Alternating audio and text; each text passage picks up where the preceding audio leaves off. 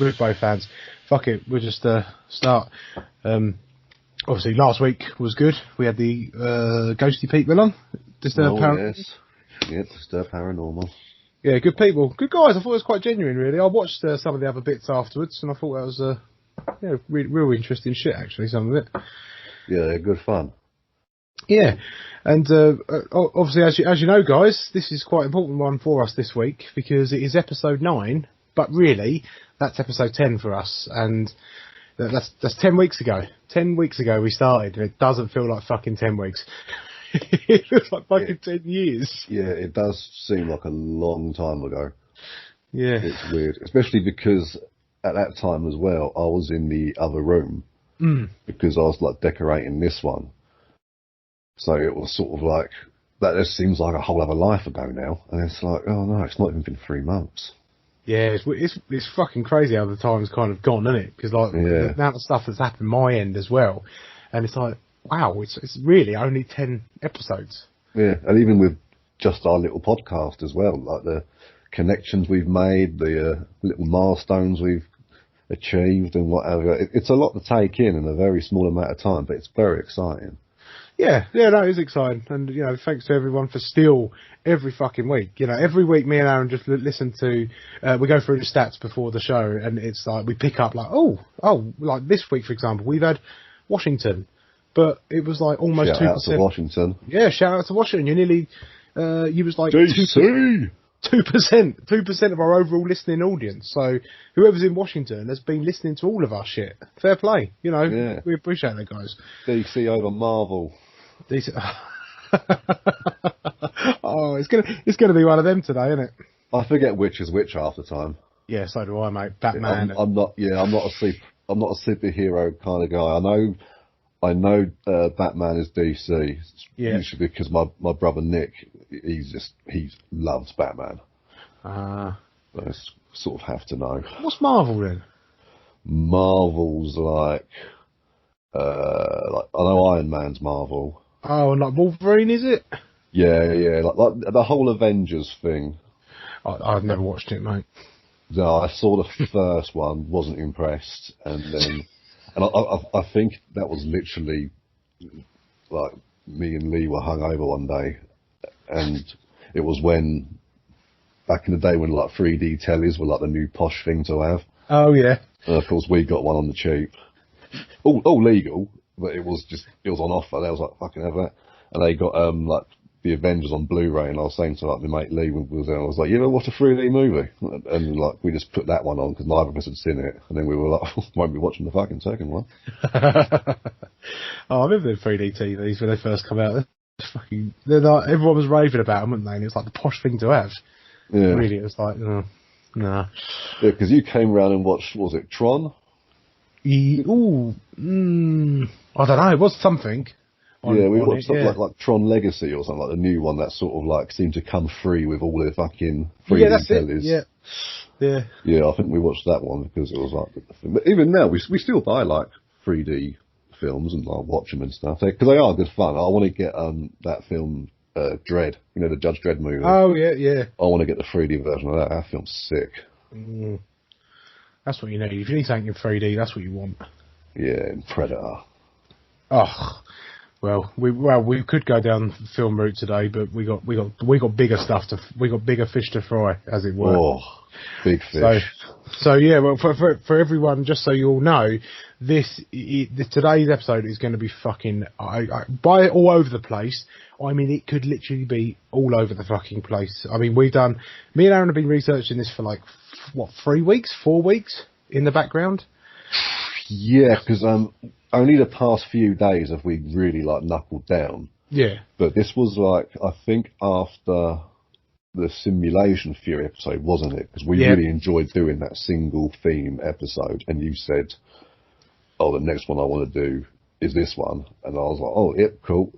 And like we've mentioned before, like I started looking into it and thinking this is really fucking interesting, but I was looking at a whole different side of what you were going. So we had two different ideas around the same thing clashing together, and it's all very exciting.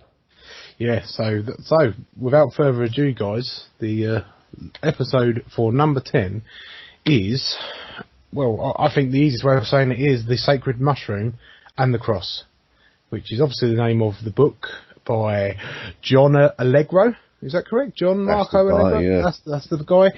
Basically, guys, this is the long and short of it is... oh, God, I forget. He used to be a clergyman, didn't he, as well? Yeah. But really clever guy. Yeah, but he was the only one amongst his, flock. I don't know what you call them. Yeah, guys, team of people. Yeah. You want to fucking call it. His gang. And but he was the only one who was agnostic, wasn't he? That's it. Yeah, which is what made him look into the actual details in a more rational sense. Which, of course, the details we're talking about is of course, Dead Sea Scrolls. That's it, which we will, well, like I say, guys, when we say get into, the details are so vast and so deep, because this whole sacred mushroom thing is literally goes from the very beginning of life on this earth to now, and can almost be traced to every religion and every civilization ever. So we're just today going to try and just shed a bit of light on what we found along the way. And bear in mind as well that we've got a lot of information for today, so this is going to be maybe a bit hard to follow, but also remember, the information we have is just a fraction of the information that's out there for you to find. Sure. I mean, there is loads. Yeah, because it is overwhelming though, isn't it? Because when I started looking through it, when I said to Aaron, look, I want to do the sacred mushroom, which is basically we've been calling it loads through the chat. So we call it like Super Mario Jesus, God mushroom. It's called anything. We call it, and you start looking and you think, fuck, okay, oh wow, oh it links to this, it links to that, and the long and short of it is it's about how they're linking Christianity and fertility cults with the consumption of psychedelic mushrooms, is the long and short of it.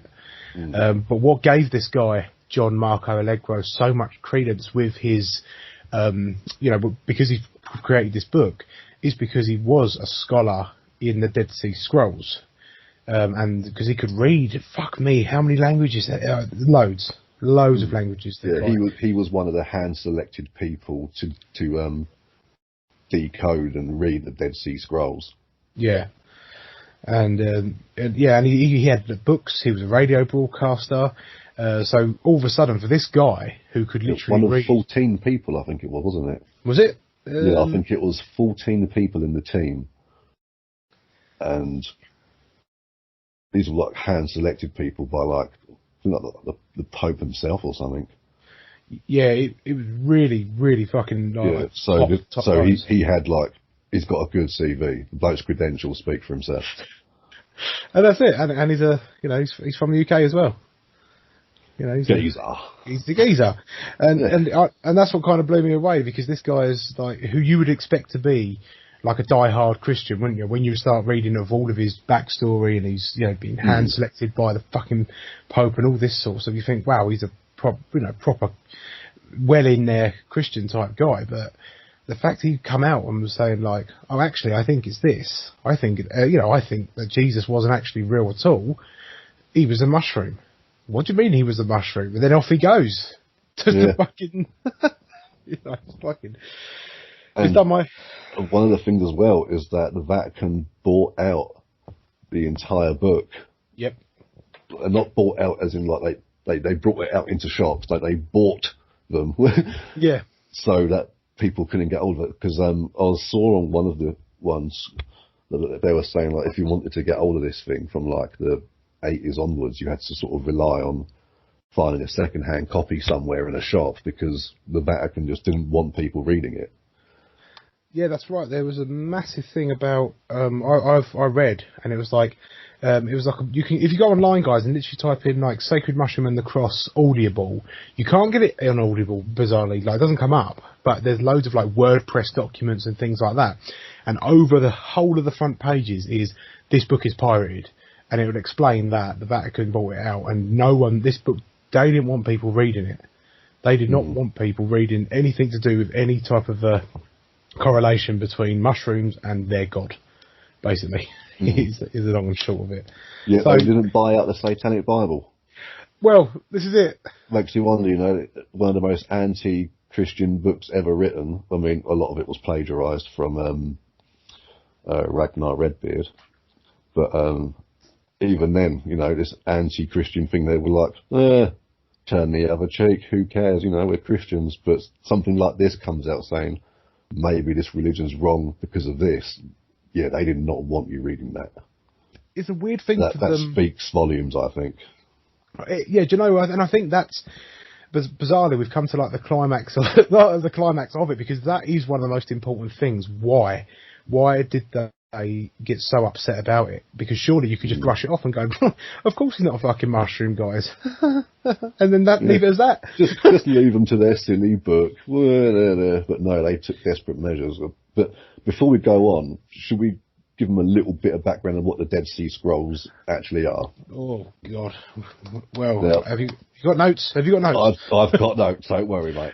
Cool. It fucked my head up, because when I said to you about the Dead Sea Scrolls, and you was like, oh yeah, and you started researching just the Dead Sea Scrolls, and then I was like, what the fuck's he been researching? Because I'm talking about the guy who was a scholar. I went on to look for the Dead Sea Scrolls, and that's a fucking minefield and all of info. So go for it, Aaron. If you've got your notes, read away, sir. Yes. Well, basically for people at home who don't know what they are, I've written up some stuff here. This is where you sound Aaron sounding a little bit official, because he wrote it down. Yeah, there we go. Hey, look at this, you can't. Right. The Dead Sea Scrolls, right, were found in these, see, I'm not even reading it properly. Well, basically, right, the Dead Sea Scrolls were found in these clay pots off the shore of the Dead Sea, funnily enough, in the 1940s by a group of shepherd boys. And the scrolls apparently were that of the prophet Isaiah. I think that's how you pronounce that. Yep, I think that's what I've been saying. Yeah, and there was like, they found loads more other ones as well, like not even just this one cave, but they sort of found, it was like, so far they've confirmed like 11 other caves as well, where they found these little clay pots, and inside them are these, well, scrolls, and mainly made out of like sheep or goat skin or papyrus. But even these are important documents, because these are the sort of things that they would use that would have a long, like, shelf life, so to speak. Yeah. Especially back then, when they knew nothing about bloody reserving stuff. I mean, I'm amazed these things survived in a clay pot out in the searing sun in a thing somewhere for as long as they have. But these, yeah, is and what these scrolls are, they're very, very early stories from the Bible. Yep.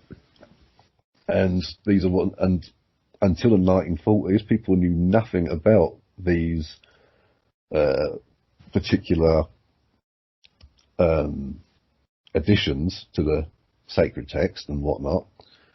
And they're still, even today, trying to decode all of it. And I think the long run for it is eventually they want to bring out a full version of the Bible. They've got one now that has like some of the Dead Sea Scrolls added to it.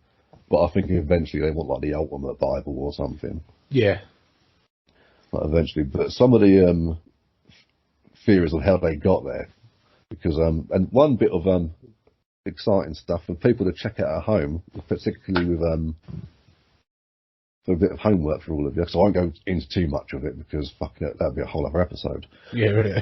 But some of these things, you know, were even carved down on bits of like pottery and put in these pots as well. Like, and some people think that might have something to do with the fact that they were fleeing, and they put these things in, like these Dead Sea Scrolls in these caves to hide from the Romans, because it is.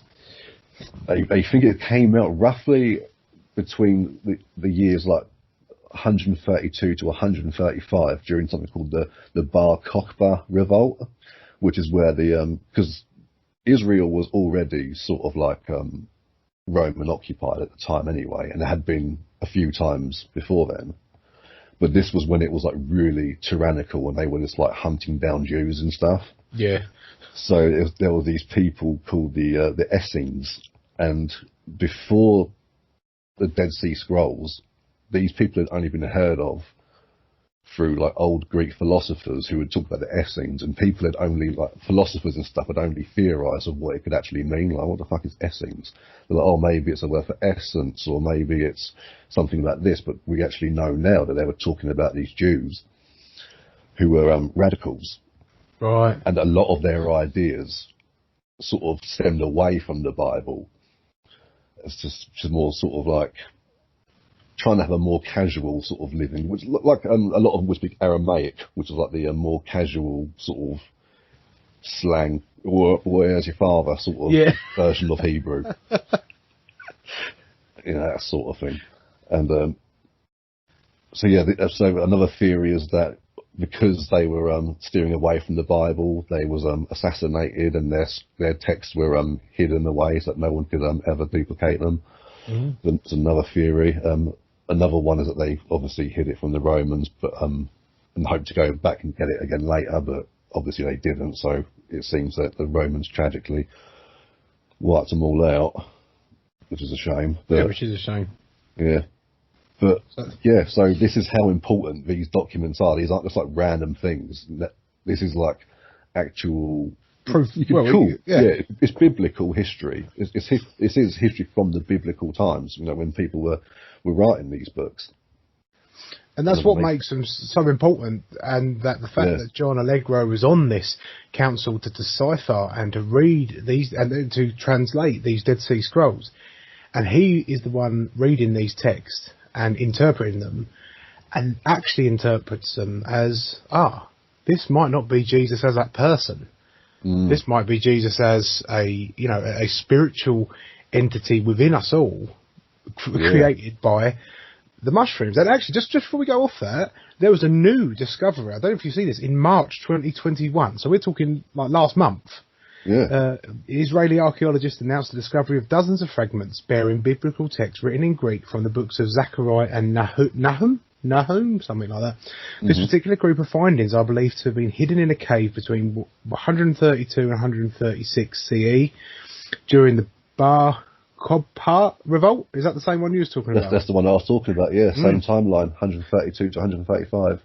And then it says, however, a 10,500-year-old basket made of woven reeds was also discovered in the Marabarat caves in the Nahal Darga Reserve.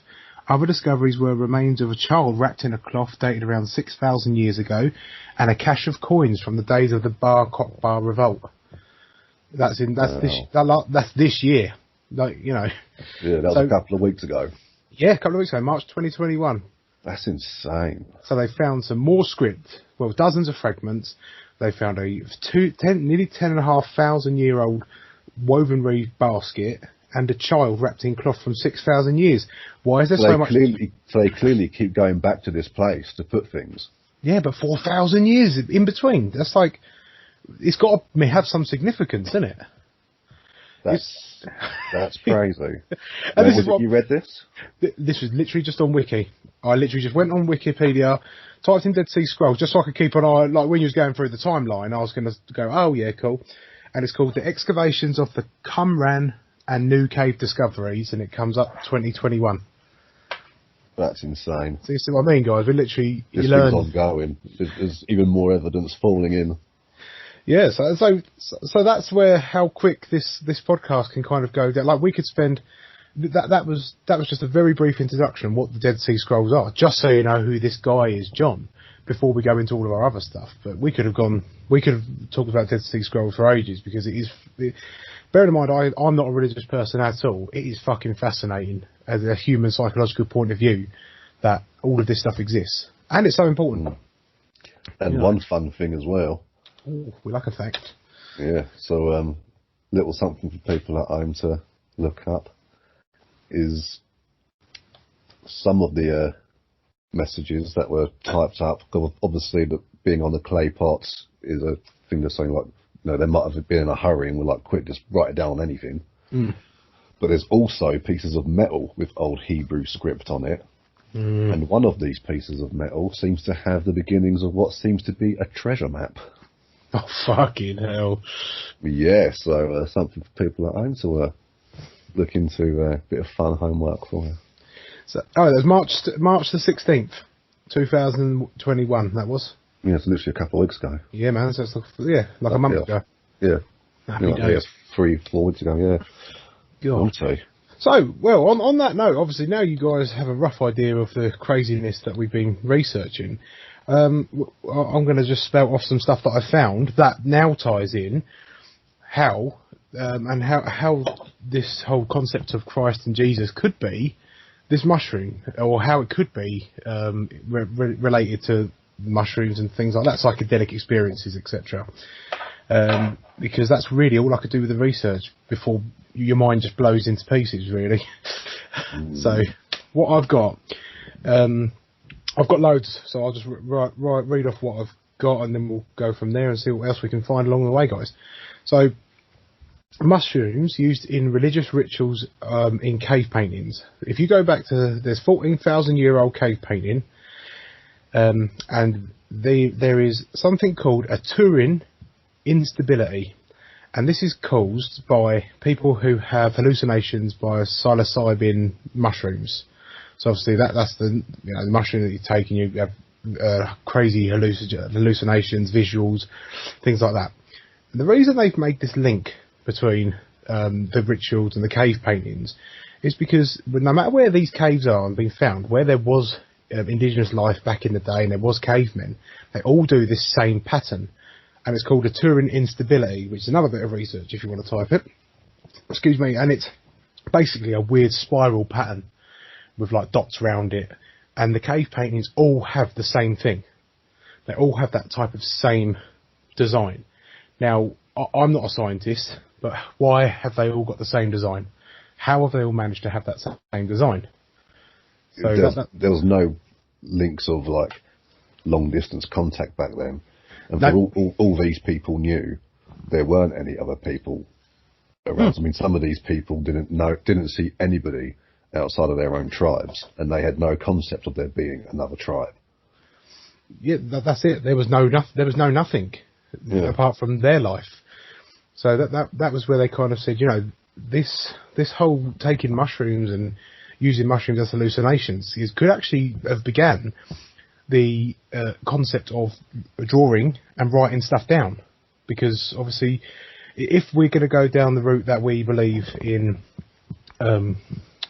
evolution theory, well, I don't know how we can say theory, but they go down evolution, it's something obviously happened to make us make that jump somewhere along the line, and this is where our good friend Terence McKenna comes in with the stoned ape theory.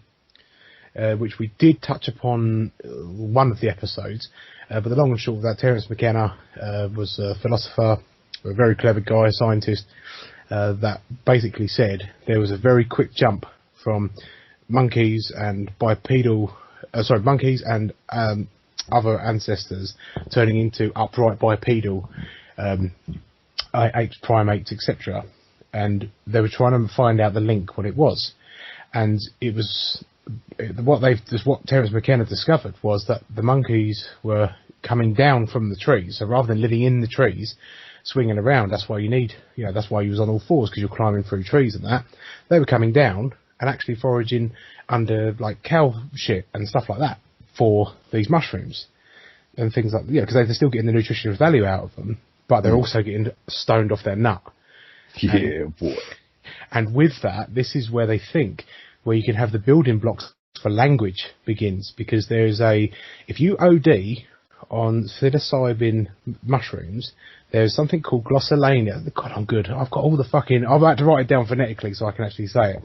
And it's glossolalia, and it's basically a vocal outburst that isn't part of your. So it isn't like part of your natural noise. It's not like a or a grunt. It's something that you would almost say without knowing that you're saying it. And if people get high off these mushrooms, really have too much, they could end up blurting out words or sayings that sound foreign.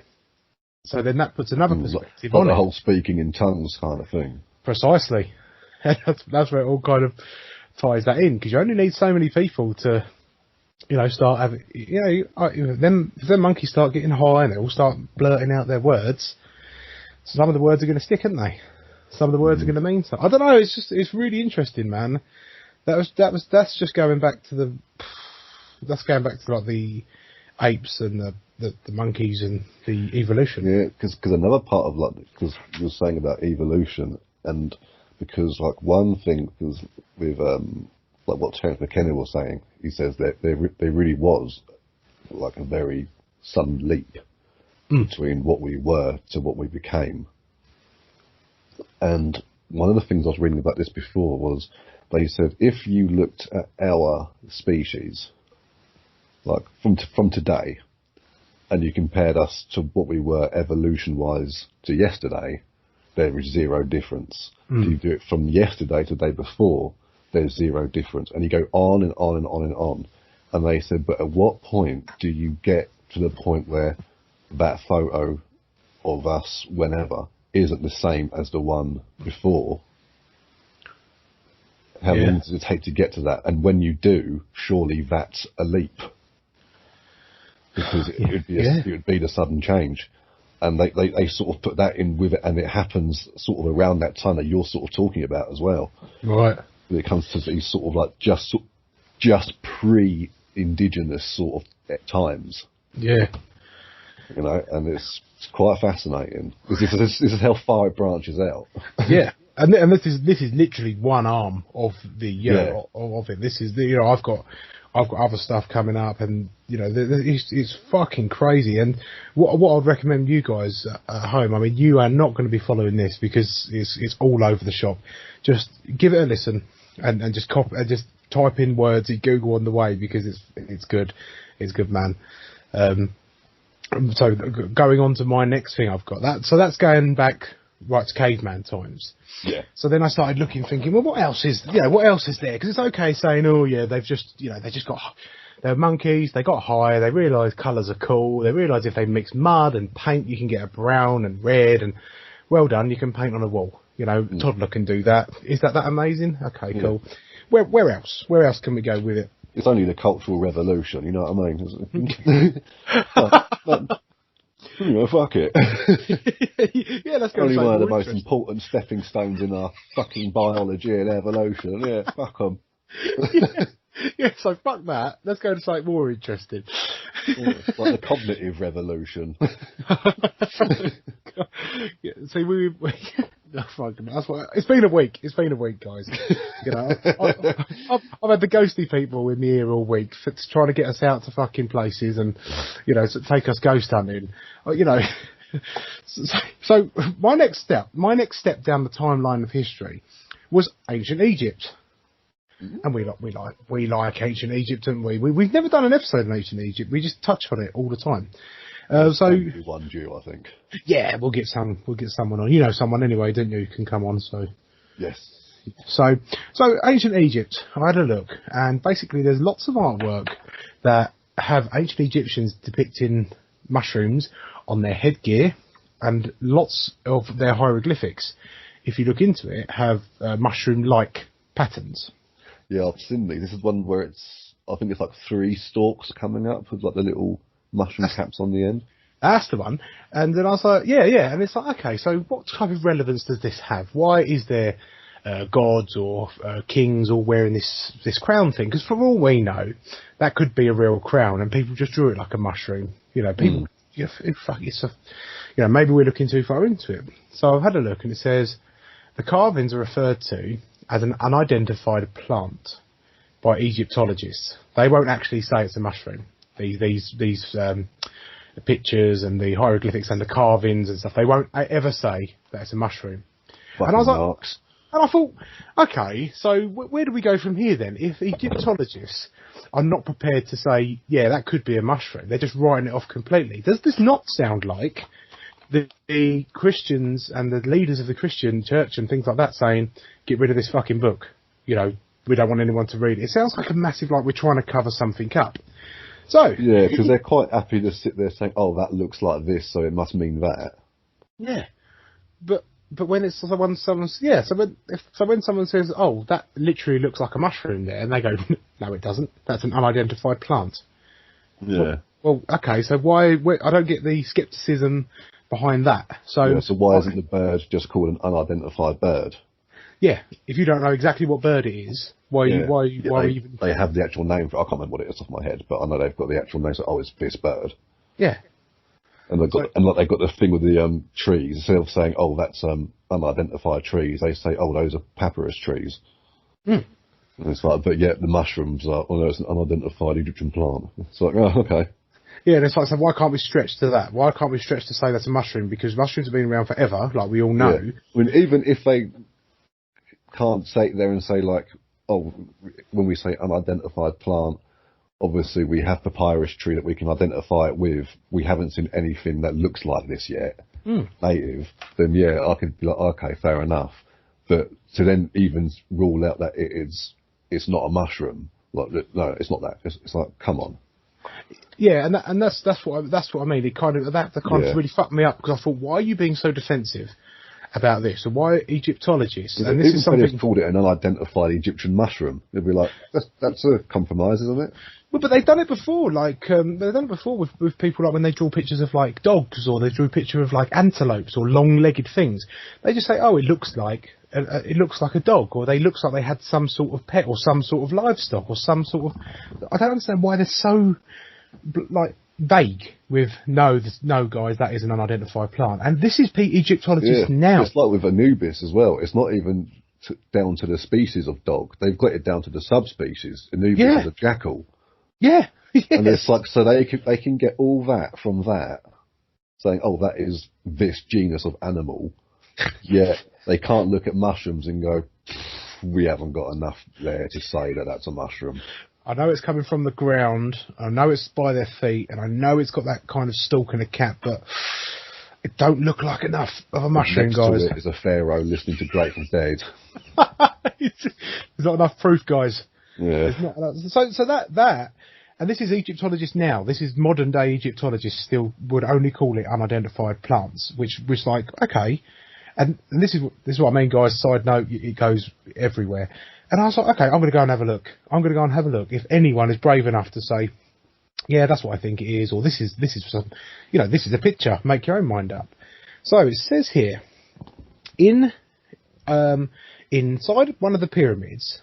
It doesn't say. You said, however, inside one of the pyramids, archaeologists found text, and they are listed as a golden plant with magical properties, used only in the most sacred celebration of the gods. And this is in the Book of the Dead. So yeah, the Book of the Dead explains this. And it explains that there is the secretive way such rituals were conducted. And this is text from Papyrus of Ani, which is, 1250 BC. And this is one of those long life plants. It's exactly the same sort of stuff the Dead Sea Scrolls are written on. Yes, so we're talking old shit. And this is a manuscript, and it's a form of a scroll with cursive hieroglyphics on it and illustrations found in the tomb of Ani that resides in the British Museum in London. So it actually is in London, this manuscript. And this is what it said. Oh, sorry, there's a fun little fact as well. The text that was written on papyrus, like that font style, has been adopted by Microsoft Word and everything, and the actual text, like style, is actually called papyrus. Oh, is it? Yeah. Oh, sweet. There we go. So it's like its own unique font as well, which comes from old Egyptian script called papyrus. God, see, look, it's not just mind-blowing stuff. Sometimes you just need to know. You need to know sort of things like this. That's a £1 million question on like Who Wants to Be a Millionaire, isn't it? Yeah. And you can go piss, mate. Let's go. Yeah. Give us the money. So Chris Tarrant sits there and goes, "What was the name of the text written on old papyrus leaves? So for £1 million, you can be like, my boys have got my back." And then chuck us some of the money. Yeah. That's all we ask. Yeah. We're not greedy. Half. I think that's a fair trade. I think a 50-50 split between three is being more than fair. That's right. Yeah, we're taking a loss here, mate, so don't take the piss. Yeah, that's right, considering there's two of us. Yeah. So, not to deviate too far from that, so this is a ancient manuscript from 1250, so 1250 BC. So once again, we go nice and old, and on this manuscript reads this writing. Bearing in mind, guys, this was translated from hieroglyphics, illustrations, and ancient Egyptian. So this is what it says. And bearing in mind, if you type this in, if you type in Google Papyrus of Ani 1250 BC, you'll get a picture of this actual scroll. And on this picture it has like the little mushrooms and stuff like that. And this is what the text is translated to. Let no stranger anywhere have knowledge of it. Do not speak about it to any man. Do not repeat it. Let no eye see it. Let no ear hear it. Let no one see it except thyself and him who taught it to thee. Let not the multitude know of it except thyself and the beloved friend of thy heart. And it's basically a picture of people engaging in taking mushrooms. So it doesn't really take much to... It goes to show that this, and this will only back up something from later that comes into this, that this was a very secretive thing. Yeah. And this is something they clearly didn't want other people getting their hands on. And as mentioned, there's details that come later on which will make this particularly important. Mm. And that was like, so there isn't a lot of information in regards to the ancient Egyptians using it and stuff, but I just thought that was really important to have. Like, so we've got people in the caveman times. There's probably people way after that, in between that and the Egyptians. But because the Egyptians were clever, I think we can all agree the ancient Egyptians were clever fucks, weren't they? They knew their shit. The fact that they wrote this and now they're being clever enough to hide it, almost like in encryptions. You know, writing it in a way to say, look, you know, don't tell anyone, don't speak of it, don't let no one hear you, don't let no one see you, only the person who showed you. That's like, is it not the same as like when you're smoking drugs though? When you're like a kid and you're doing drugs, and you go, look, come here, and you let your pal try a bit of your weed, and they're like, oh, sweet, and it's like, don't tell anyone though, don't tell anyone I've gave it to you, keep it quiet, because you don't want to get in trouble. No one wants to get in trouble, do they? When you're like, you know, when you're like 13, 14 and you get in a little bit of weed, you're all like naughty. It's like, oh yeah, that's... Well, they didn't have the stigma we've got today. No, true. And as much as, you know, I do think this backs up the argument because they've got a picture there of them doing it as well, and what you say of it, and as particularly what they have later on in the conversation, which we'll get to. But it's also one of those things where, are we adding what's being said to the picture and drawing our own conclusion? Because if there was a picture of a bloke sitting in something that looked like a tank, we could be saying, look, these motherfuckers had tanks back then, yeah, and they were secret. Yeah. Well, do you know what I mean? And yeah. I'm all for the whole theory. This is why we're doing this, but I think it's we've got to look at the other side as well sometimes. Yeah, you're right. We do have to take things with a pinch of salt because it's easy to get fucking carried away with it. It's easy to go, look, these Egyptians have got this, you know, plant thing near them, and they're eating it, and it says on one of their scrolls that, you know, they're doing this, and so they must have done it. And all of a sudden, like, you know, probably self-critical of myself, I've just done that in that last conversation. I've all of a sudden said that's definitely what they've done because of that one picture, and then that has the building block for like, oh well, if they did it here and here, and then you just list off more examples. It's like, okay, that's solidifying that as fact to me, but you know, it's not really fact. It's just, it's like when you get some of those old programs, like you watch, like particularly things like Ancient Aliens and things like that, and you see like they'll have like a wooden carving of a bird, and they'll go, it looks just like a jumbo jet. And it's like, see, it's got the tail fin, the wings go back like that, looks just like it. And it's like, why are we assuming everyone back in the day was really good at carving? Yeah. You know, this could have been some kid with one hand wanting to make himself a toy. And he's like, I made a bird. And they're like, yeah, sure did, buddy. Nice one. Good yeah, one. You know what I mean? But I do agree that, like, that is something, and particularly with the other evidence we have that will back this up about it being secretive and things. And there would be a reason for them to have a picture of them eating their mushrooms with this text. So I think it is more than safe to say that this is what they're talking about. Yeah, and whether that is like, because obviously the whole idea of the sacred mushroom and the cross is about, you know, that higher entity being Jesus. That's where it's all kind of been tied into lots of things. But I think if we look at if we look at the mushroom as a gateway to spirituality, I can buy into that tomorrow. You know, I can buy into that right now. It's obvious. Yeah. If you've ever taken mushrooms in your life, you will understand that. Yeah, something happens. It's not like getting fucking high. It's weird. It's, you know, it's a completely different experience. So I can imagine if there's, you know, better mushrooms out there and people know where to go, it can be. But yeah, so yeah, that was my Egyptian stuff. What else? Have you got anything on near that time frame, or what you got? Well, let's have a look. Well, I know another thing, because something we can move on to from here, which touched a little bit on what we were just talking about, is how a lot of the Bible stories, how we mentioned earlier, were actually based on, like Jesus himself was actually a mushroom. And a lot of people sit there and they sort of look at this theory and say, yeah, there's a lot of correlations to that, but isn't it also a bit of a leap? And it's like, it is, if you literally just say, oh, they've hidden this particular thing as Jesus. There we go. Here's the story of what this mushroom got up to. Yeah. But we've got to understand, between there and what we have now, there was the original Hebrew Bible. Yep. That eventually got translated into the New Testament, and things get lost in translation. There's a reason that saying is a cliche, because it's true. It's where it comes from. You know. Then there was the Aramaic Targums, so they made it for the more common people of the Hebrew faith. Yep. So that's already three, like 2 translations, but 3 different books. And after that, there was the Greek Septuagint, which also included Apocrypha, which was a separate language for Greek-speaking Jews who lived in Egypt. So very diverse crowd there. And so there's 2 translations, just that one. Then after that, you've got the late antiquity. You've got the Middle Ages, then you've got the Reformation, early modern period, and then we have today, which is the King James Version, which was 400 years ago.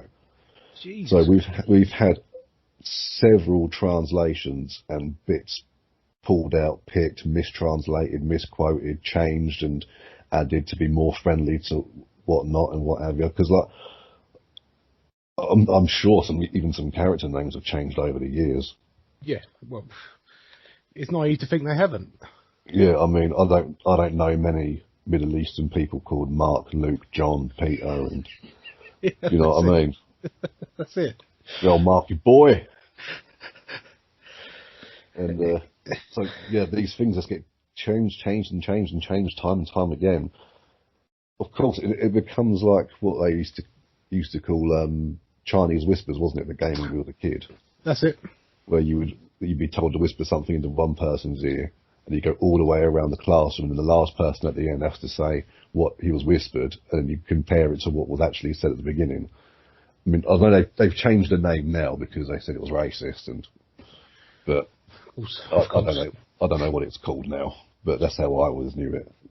But yeah, so it's the same sort of thing, but it's even just little changes and stuff as it goes, and one of the things we were saying about in the last thing, that they wanted to keep it secret, and one of this is the same sort of thing, isn't it? Yep, that's right. They wanted to do these stories to sort of, one of the theories is that to have their it's like a diary of their trips, basically. That's it. And trying to take what their lessons were from that and being like, oh, well, yeah, so this is that, they add it all together.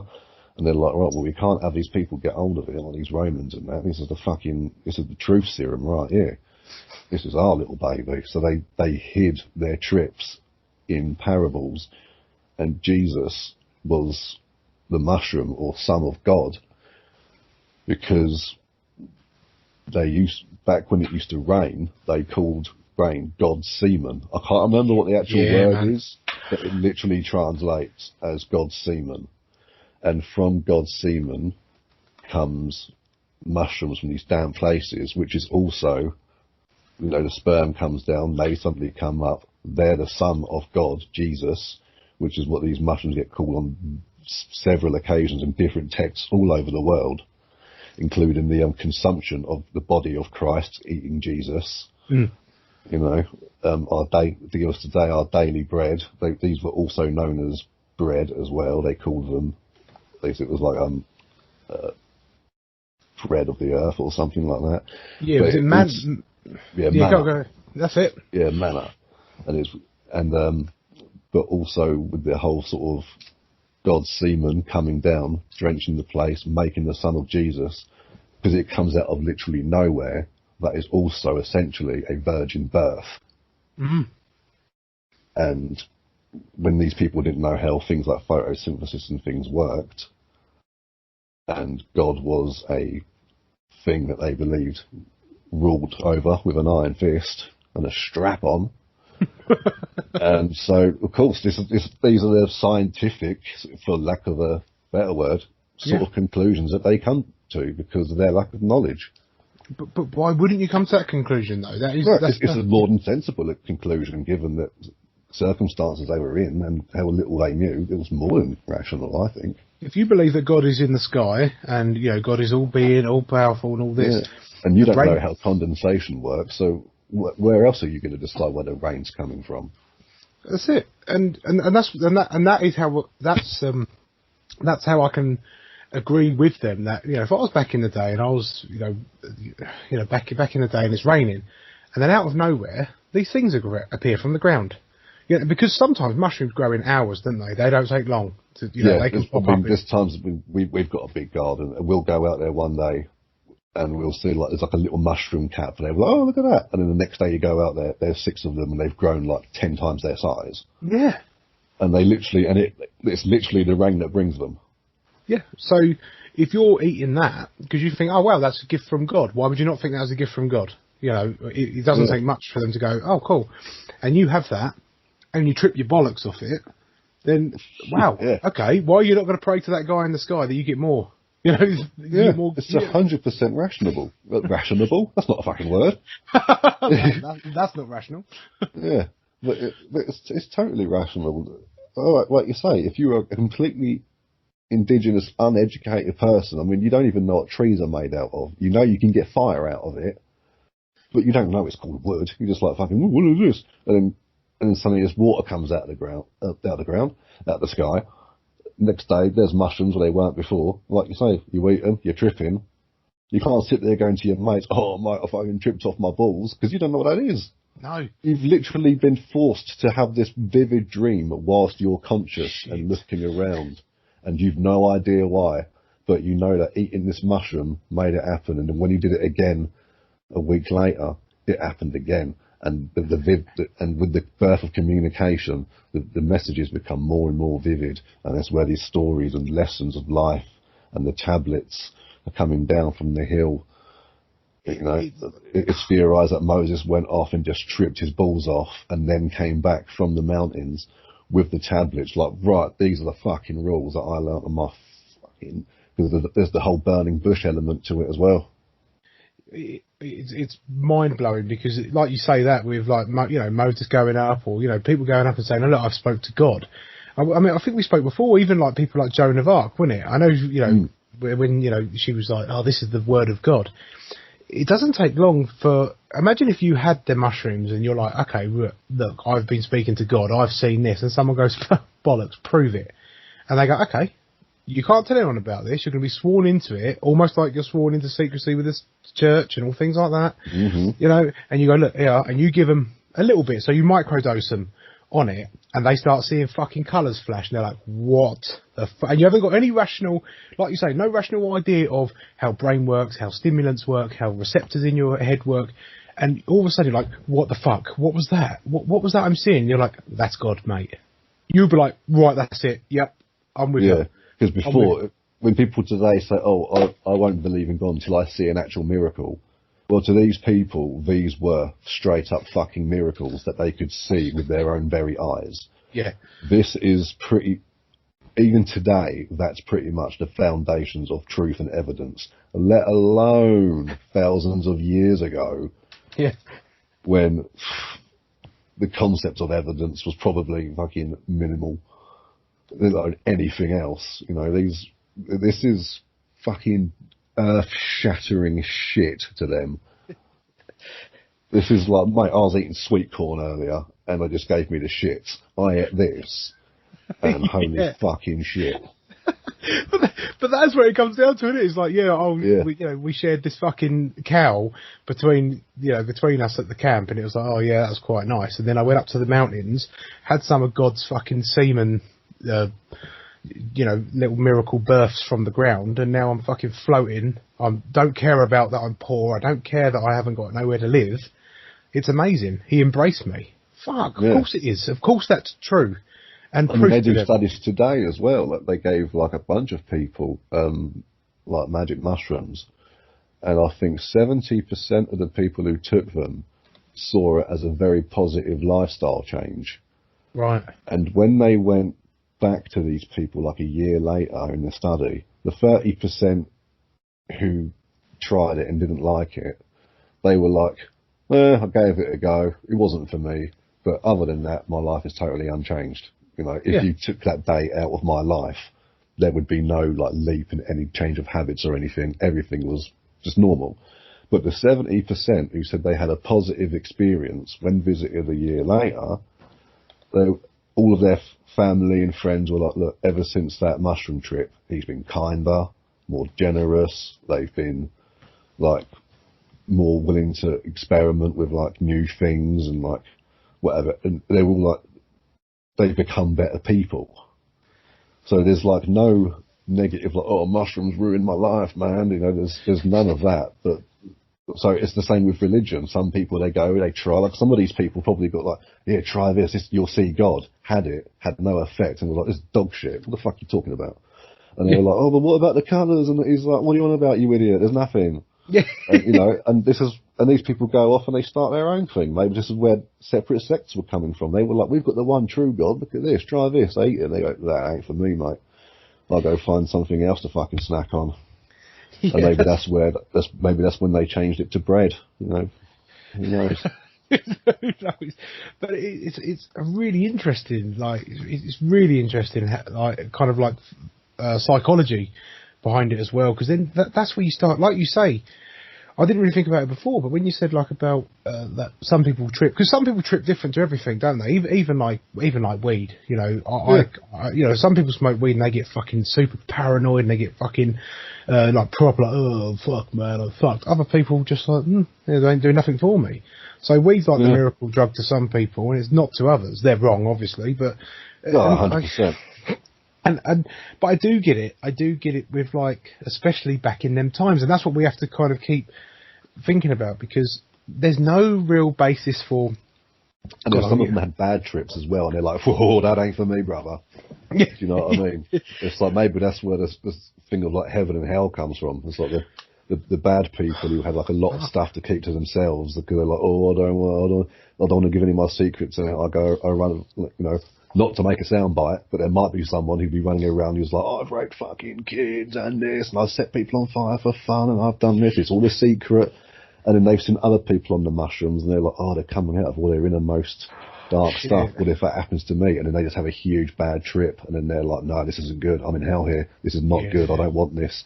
If this is where I'm going, I can't have that. This is because I've had a bad trip before, and they are not nice. And it's usually because and for anybody at home who's thinking to themselves, oh, well, I'm curious, go in with an open mind, and please do it if you're 100% like, yeah, let's do it. Because sometimes going in with that little seed of doubt, if you're like, oh, I'm not sure if I should or not, that can be enough to give you a pretty bad one. Yeah, we don't condone fucking, like, at the end of the day, guys, our stance on drugs is really fucking clear. We're very much the kind of like we spoke about before. If you want to do it, do it. There's that fucking lecturer, that university lecturer guy, I think he might even be more, who loves heroin, just loves taking heroin every now and then. If you want to do it, that's your free choice to do it, but just be fucking careful if you're going to try shit. Make sure you take the right precautions. Yeah, and don't try to put it on other people who aren't like into it. No, that's not cool, because that's how everything happens. Like, like you can listen, you can live your life completely sober, you can live it completely fucked off your nut if you want. For all I care, it doesn't affect me, but don't come into my life. I don't want to know that my family's been forced it upon. I don't want to be forced it upon. I don't force anyone about my life choices, and I expect no one else to. So that we just expect you guys, I don't want you running out there going, oh, fucking the guys from Tales from the Animal Kingdom said I should do mushrooms. No. We're not saying that. No, if you want to take them responsibly. But if you're also going to do them, do your research and homework too. Go to Google, make sure, because there are experts online who are like there to talk you through what your first drug experience may even be. Yeah. There's even ones on weed. They'll sit there and be like, all right, by this point you've smoked it and you may start to be feeling this or whatever, and not to worry. It's almost like a meditation on some of them. Yeah, I've seen things before. It's like... But a lot of the things you see as well, and sorry, I'll let you carry on a second. A lot of the things you see is like a lot of the addicts who they go, oh, weed was the gateway drug. And a lot of the evidence shows that, though that may be like the first drug they tried, normally the gateway that leads to addiction is from trying stuff that you don't really want to try, but you felt you've been peer pressured into. Yeah. Because then you start that one, you think, oh, well, I'm enjoying this. Maybe these guys are right. And then they start doing stuff that's a bit more hard. And you're like, oh, well, if they're doing it, I want to do it. If you're not comfortable doing drugs, people, just say no. Yeah, and it is one of them things that sounds really cliched. I know we've gone off topic, which we'll come back to, but it's really fucking important because I know that I feel that we feel responsible because we have the podcast, and well, luckily it's an hour in, so we can have like that big gap in there. But we are responsible because we do get, our listeners are plentiful. We get enough listeners to kind of think we have to have a responsibility now because I don't want to now that our listeners are starting reaching out to us as well. Yeah, that's right. And people will message us, and I don't want anyone mention no names. If you want to get into stuff, get into it, man. Just go for it. But please, there's enough information out there now as well to know the risks. That's right. And with all respect, I don't want to hear if it's all going. I don't want you to come to us and be like, look, what should I do, or how can I? As a kind of like a. Don't do it because you think we're making you do it and it's cool, because it's certainly we're not trying to make it cool. With that, because that's what I think like he's trying to say with the peer pressure thing. I never started smoking when I was 16, 17 because it was cool. I did it because everyone else was doing it. Sorry, that I did do it because it was cool. Sorry, that's what I was trying to make. Sorry, I've lost my train there. I did not try it because I wanted to. I tried it because I felt like I had to. And that's when I got stuck in this that slippery slope of, oh, fuck, you're smoking, then you have to try and stop smoking. And that sucks. And I don't want people to be going, oh, the guys from the Animal Kingdom smoke weed, and that's cool, I'm going to try that. Okay, you want to try it. But just be fucking careful, guys, yeah? But if you do all your research first, and you know it's for you, just for those of you who are fully willing to try it, I fucking love drugs. Personally. I think they're great, and if you think they're great too, wonderful. But if you don't, you're still our audience. We still love you. That's right. And I hope we have lots of people from all different walks of life, and I hope we have, like even this topic. If you're a diehard Christian, and there's something there that you've got complete different evidence to, let's hear it. Yeah, I even looked up a little bit of debunkery stuff myself. Like one of the theories is when, of course, we were just touched on that Moses going out into the desert and like doing his thing, like when he was like finding God and whatnot, and like this is where when he came back with the Ten Commandments, when he ran into the burning bush. Right.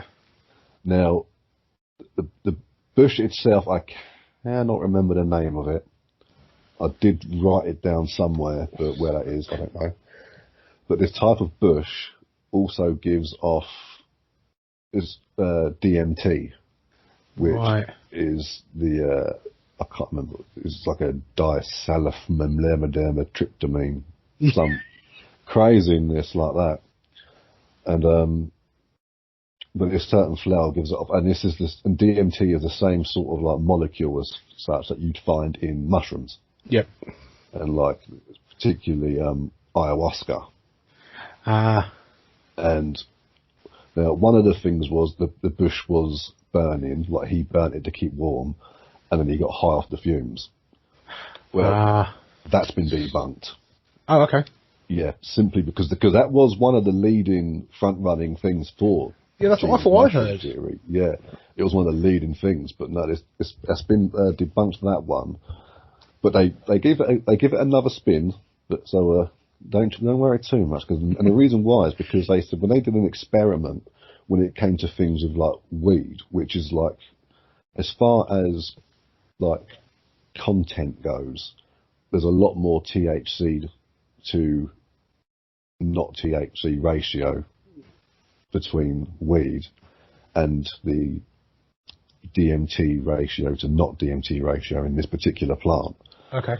Now, if we were to if you and me were to sit in the front of a car, we've each got a blunt on the go, and we're hotboxing it. You know, so for people that don't know what that is when people get in a car, they do up all the windows and stuff, they light up, and they just let the whole entire car fill with smoke. And two people in the back who aren't smoking, there's a chance they're going to get quite stoned. Yeah. Even though the THC level in the air around them is something only like 2%. Right. Something like that. But whereas if they were to do the same with this particular plant that produces DMT, the air would only be something like 0.02% DMT, and it wouldn't have an effect on them. Because even our lungs and liver produce DMT, but it's such a small amount that it just doesn't do anything to us. But so for someone to be hotboxing with this concentrated plant being smoked and not getting an effect probably isn't going to give Moses an effect outside in the open air. Right.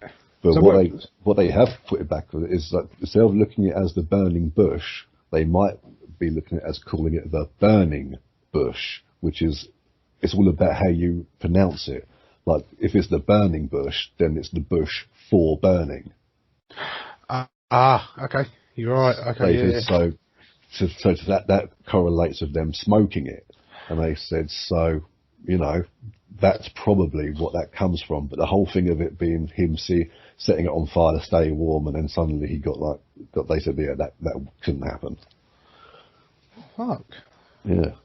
So, it's funny, isn't it? It's just the way you say a word, and then it's the way you say it is different. So he came across the burning bush, which had the voice of God. So he probably thought to himself, right, I'm going to go find out what God wants. I'm going to go to the burning bush, smoke a shitload of that, sit there waiting for him to tell me what I've got to say.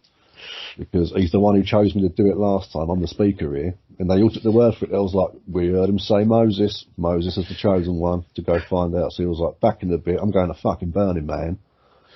And then he came back over the weekend and he was like, right, everyone, I'm back with the word of God. I fucking tripped. Balls, boys. So is the burning bush, sorry if I've missed the point completely, but burning bush, is that a real bush? Or is it a real bush? It's a real bush that produces DMT, which is found very commonly in that area, including dating back to that. Do you know what it's called? Time. I cannot remember exactly what it's called, but I think I know how to find it. It's only because I wanted to see if people smoke it. If people smoke it, or... Oh, yeah, apparently so. Apparently this is one of the things you go to smoke when you want to smoke DMT or something. It's really weird, because I'm just on Wiki and I've typed in burning bush and it keeps coming up with the bush. The bush. And this is where you can find the bush. It's like, well, what's the fucking name of it then? Help me out here, guys. Sorry, guys. It's the Euonymus alatus. Yeah, Euonymus alatus. And it's a bright red bush as well, so it looks like it's on fire. Ah. Yeah, Euonymus alatus. Oh, there you are. Oh, right. I'm not going to that's a different one. Ah, bloody hell. So, yeah, looking at that's a species of plant central to, like, Asia, but it's also a common name, burning bush, because of its colour. My mistake. That's not the one. We do try, guys. We do try for the facts here, and if it's wrong, we're happy to say we're wrong. Yeah.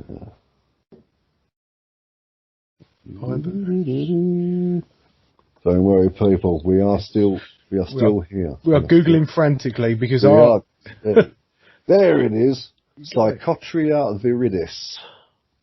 Psychotria viridis. Where did you find that? I typed in biblical bush produces DMT. Oh. That's better than my searches.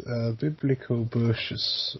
Also known as, it's a part of the acacia tree. That's what I was thinking of. Remember that band, the acacia strain? Yeah. Oh, yeah. The strain like that. That's where they get that sort of name from. Never listened to them, but I heard good things. But yes. Sick. Okay. Yeah, and here we go.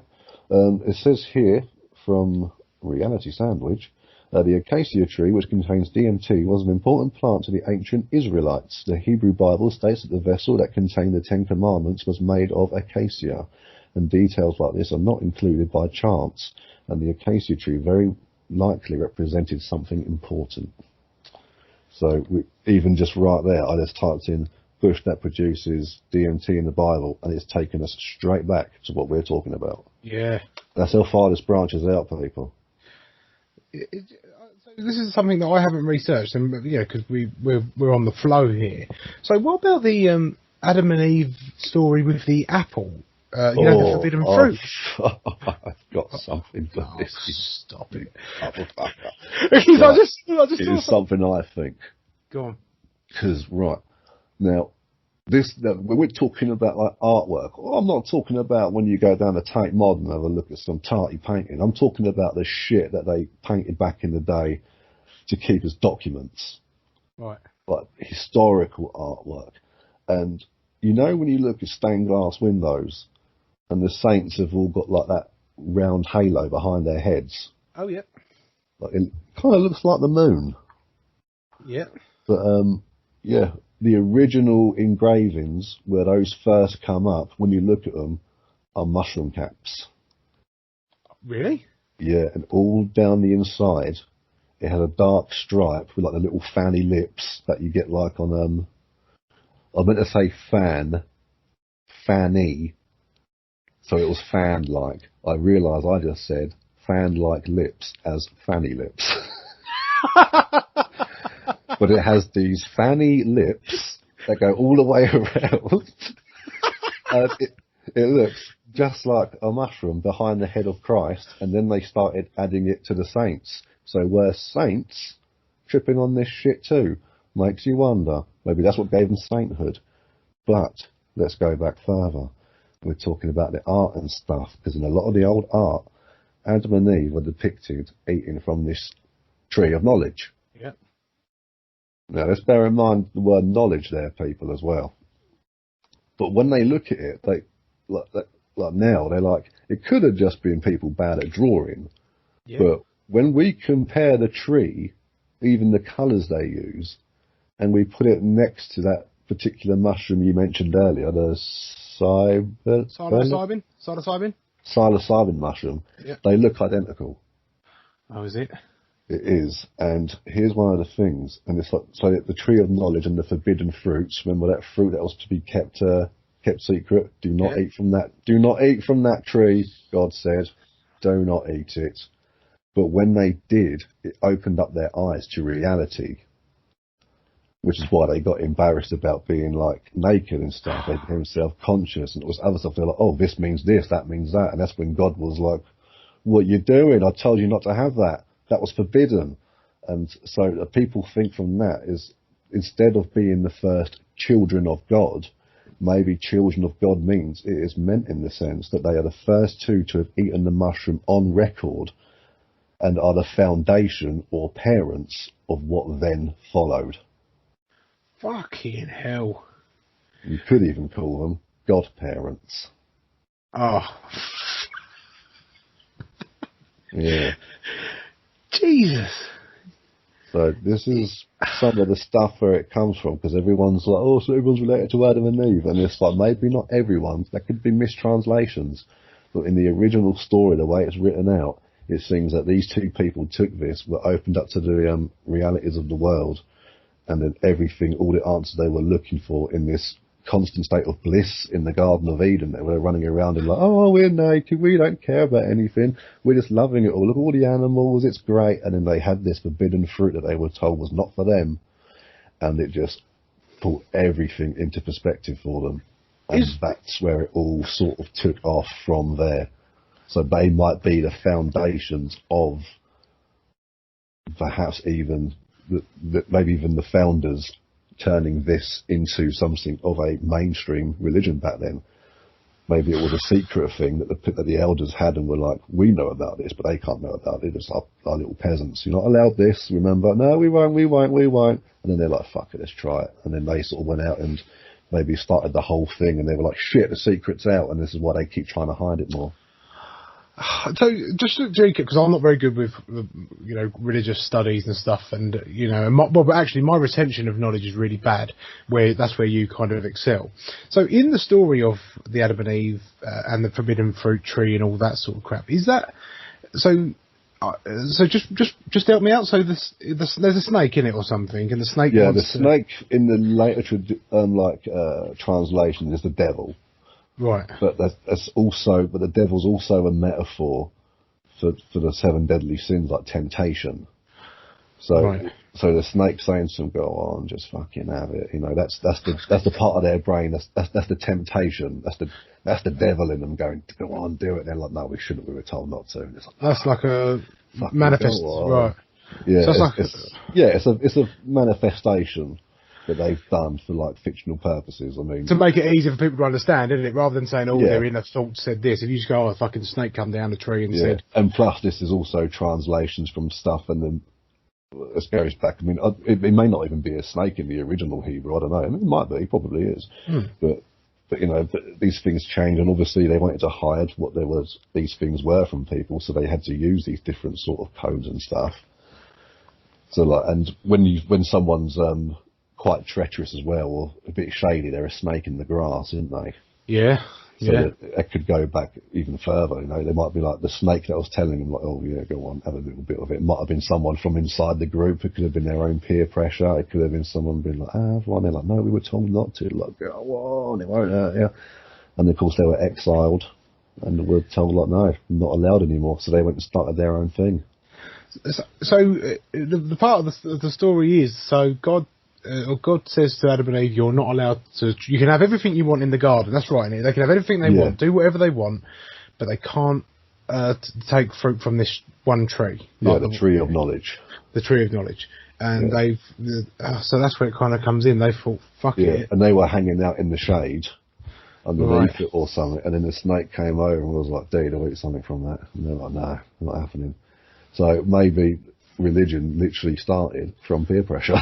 Yeah, shit. Well, the thing is, like, if they were mushrooms, say that was the correct thing, they probably weren't eating from the tree, though, were they? They're eating from the bottom of the tree, so they might exactly down in the shade where they are. Yeah, because that's where it would be, dark and moist. Yeah, more dank. Down there chilling and be like, "These mushrooms, they to eat one." No, it's from the tree. We're not allowed to eat from the tree. And maybe that's what it was saying. Like, it's technically not from the tree. It's from underneath it. I don't understand how that's supposed to be. And maybe it was a tree of knowledge that they called it that because that was where the best mushrooms grew. And they were like, "That's where we get our knowledge from, is that tree. When we go up there and eat those things that come out of the bottom, those Jesuses, when we eat them, that's where we get all of our knowledge from." And then Adam and Eve over there going, "What's that?" They're like, "You're not allowed these. Don't eat them. They're bad for you. These are grown-up things. These are for us." Like, "Oh, all right then." And then they're like, "Well, you're allowed to tell us we can't have that." And like, "We're going to fucking have that. Tell us we can't fucking have it, you cunts. What do you think this is?" And it also comes down to, I'm just thinking as well, back from my, primary school education, excuse me, isn't it that once they've tried these mushrooms, sorry, I'm saying mushrooms because I'm starting to fucking think that's a really plausible thing for it to be now, but once they've tried the forbidden fruit and God's caught them, isn't it that they're no longer immortal, so they will die? Like that's what they lose the privilege of immortal life? They've got to accept you accept your own morality as well, don't they? They say. But do you not anyway? Like when you're, I think once the few times I've ever tried psychedelics, you do kind of think, actually, that's not fucking that scary anymore. That doesn't scare me now. No. I'm not so. Wow, fuck, man! I didn't expect to fucking do that one. That's quite cool. Yeah, but it's like they said, like, you'll now be ashamed. Look, because they was running around naked and stuff, and they were flapping it all around, man. They didn't give a fuck. No, because they were living in ignorance, you know, and that's the whole thing. Like they suddenly had this fruit, got the knowledge of the gods, which is what this whole tree is about, and then we're like, shit, well, we can't be doing this. This is a bit undignified. We need to sort this out. We know now that, you know, we are going to die. We're not immortal anymore. So, you know, we have got something that there is an end to this, but we can make up whatever we want from these lessons we've learnt from it to at least know that when we do die, it won't have been for nothing, and that we are a part of this great entity together. And isn't that just heaven? Fuck. and it also destabilises the people, doesn't it? If they realise that, you know, that they can go off and do their own thing and enjoy life. Yeah. You know, they're not scared anymore. If they're not scared of death, they don't need to be controlled as such. Yeah. So it's kind of like, fuck, I found something. Yes, Google worked for me. So I wanted to find a quote from the Adam and Eve story, the forbidden fruit and all that sort of stuff, to kind of how it could tie in. And it says here, described by the snake that tempted Eve, and this is what he says. Obviously this is translated, blah, blah, blah, and all that sort of stuff. But it says, "Ye shall not surely die, for God doth know that in the day ye eat thereof, then your eyes shall be opened, and ye shall be gods." And this is Aldous Huxley then says that the doors of perception being cleansed by psychedelics also fits in with this, with the claim, "Your eyes shall be opened." So as the snake's saying, "Then your eyes shall be opened, and ye shall be gods." That's kind of what we just tied in with, saying that the snake's going, "Look, yeah, give the fucking fruit a go, guys, because when you do, your mind's going to be blown." And yeah. And then the dealer found out the snake was giving it out on tick again, and he was pissed. But it comes out, "I told you not to have from that." "Oh, but they did." "All right, but who's paying for it?" "Because it ain't coming out my fucking end." They'll be like, "We haven't got any money. Look, no pockets." So, "Oh, that's fucking convenient. You, snaky boy. You're going to be crawling on your belly for the rest of your life until you fucking pay that off, cunt." It all fits in, though, doesn't it? It all fits in with that. There's so many. Like I said, guys, I knew it was going to be a fucking mental one. There's, is there? What's the thing? I've watched something you showed me about manna being bread, but it doesn't actually translate to being bread at all. It translates to being wet and dewy, and basically fits the idea of being a mushroom rather than bread. Yeah, it's very. The way they describe it, and that it's a very sort of fluffy substance with sort of like, and they said it almost looks like snow in a way, like a big snowflake or something. Right. But that's also the mushroom mould ergot. And do you remember we talked about ergot during the Salem witch trials, which made them trip and believe that there was these women causing these spells and stuff? Oh shit! Was that ergot? That's ergot. Which is what this manna is, you know. It just goes back, and they're like, it's like light, it's fluffy, it's like damp. It's going to be damp, is where it comes from. But it just looks kind of like cotton buds in a way, just sort of coming out, and it's like, oh, look at that. But the way they sort of describe it, like, yeah, it sounds just like ergot. Oh, I've got a bit here where it says, in the book of Exodus, while wandering in the desert after fleeing slavery in Egypt, God sends the Israelites, and this is in quotations, manna from heaven. And manna is being described as an edible substance that appears on the ground overnight. It's described as looking like a white frost, each piece the size of a coriander seed, and tasting of wafers made of honey. It was boiled, ground, and baked before being eaten. Mushrooms are known as the honey mushroom. Is it? Yep. And the honey mushroom, you'll remember, is that humongous fucking thing in Blue Mountain, Oregon. That controls the trees. The world's largest living organism. Mushrooms are known to emerge suddenly overnight following periods of rain. For some have argued it may have been ergot, the fungus from which LSD is derived from. Oh, ergot contains LSD. Fuck me. Wow. Yeah. So again, it links up, and this is stuff. These are points in history that have lined up all from these mushrooms. It's not far-fetched. It's really bizarre how much everything links in with psychedelics, isn't it, as well? Yeah, and when even the those tests they did in were they the LD50 tests? You know, the ones where they gave like LSD to a bunch of like people in the 50s, like the CIA were doing as experiments. Oh yeah. They were doing stuff like that. Loads of them, the people they were tested on, they said they had like very religious experiences, and of course LSD comes from mushrooms. Fuck. Well, everything's fucking. They're taking over, mate, aren't they? Yeah, and what's even more fun is that we come from mushrooms. From like, I think 650 million years ago, we were mushrooms, and we eventually come from that. And I wonder if, because mushrooms live off of carbon, maybe we were there, developed by mushrooms, so that we could turn the world into a very carbon-rich atmosphere over time to make it more hospitable for mushrooms. So the mushrooms get fed more, and then when we die, we turn back into mushrooms, hence life after death. So we go ashes to ashes, dust to dust, mushroom to mushroom. And for 650 million years to a mushroom, they found a fossilized mushroom from over 1.4 billion years ago, and it still held the same shape it holds today. It has not evolved one iota from its baseline, other than the other creations it's made. Other animals, including us, all came from mushrooms at one point.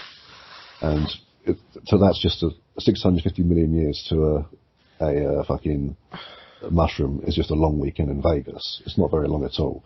So what if we have been created by mushrooms, not as to be the sex organ of the machine, but to be the machine, the organism that makes the machine, which is the sex organ for the mushroom, to then make a very carbon-dense place, which will wipe us out eventually. But when we die, it won't matter, because we'll be put back into the ground to become mushrooms, and then from that, our mycellular experiences that we take from this are brought into the information that we then spread amongst the other rhizome layers, and all of our life lessons get put into the data bank that is the wide wood web.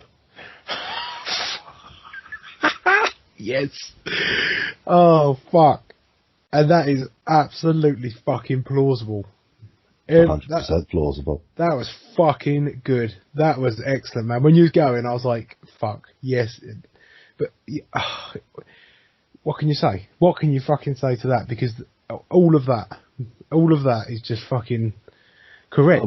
Yeah, if people want to come with counter arguments, they can, but that is literally what I just said is only a fraction of what that even is. There is so many other things that will come into that from other angles. It's something to look into, people.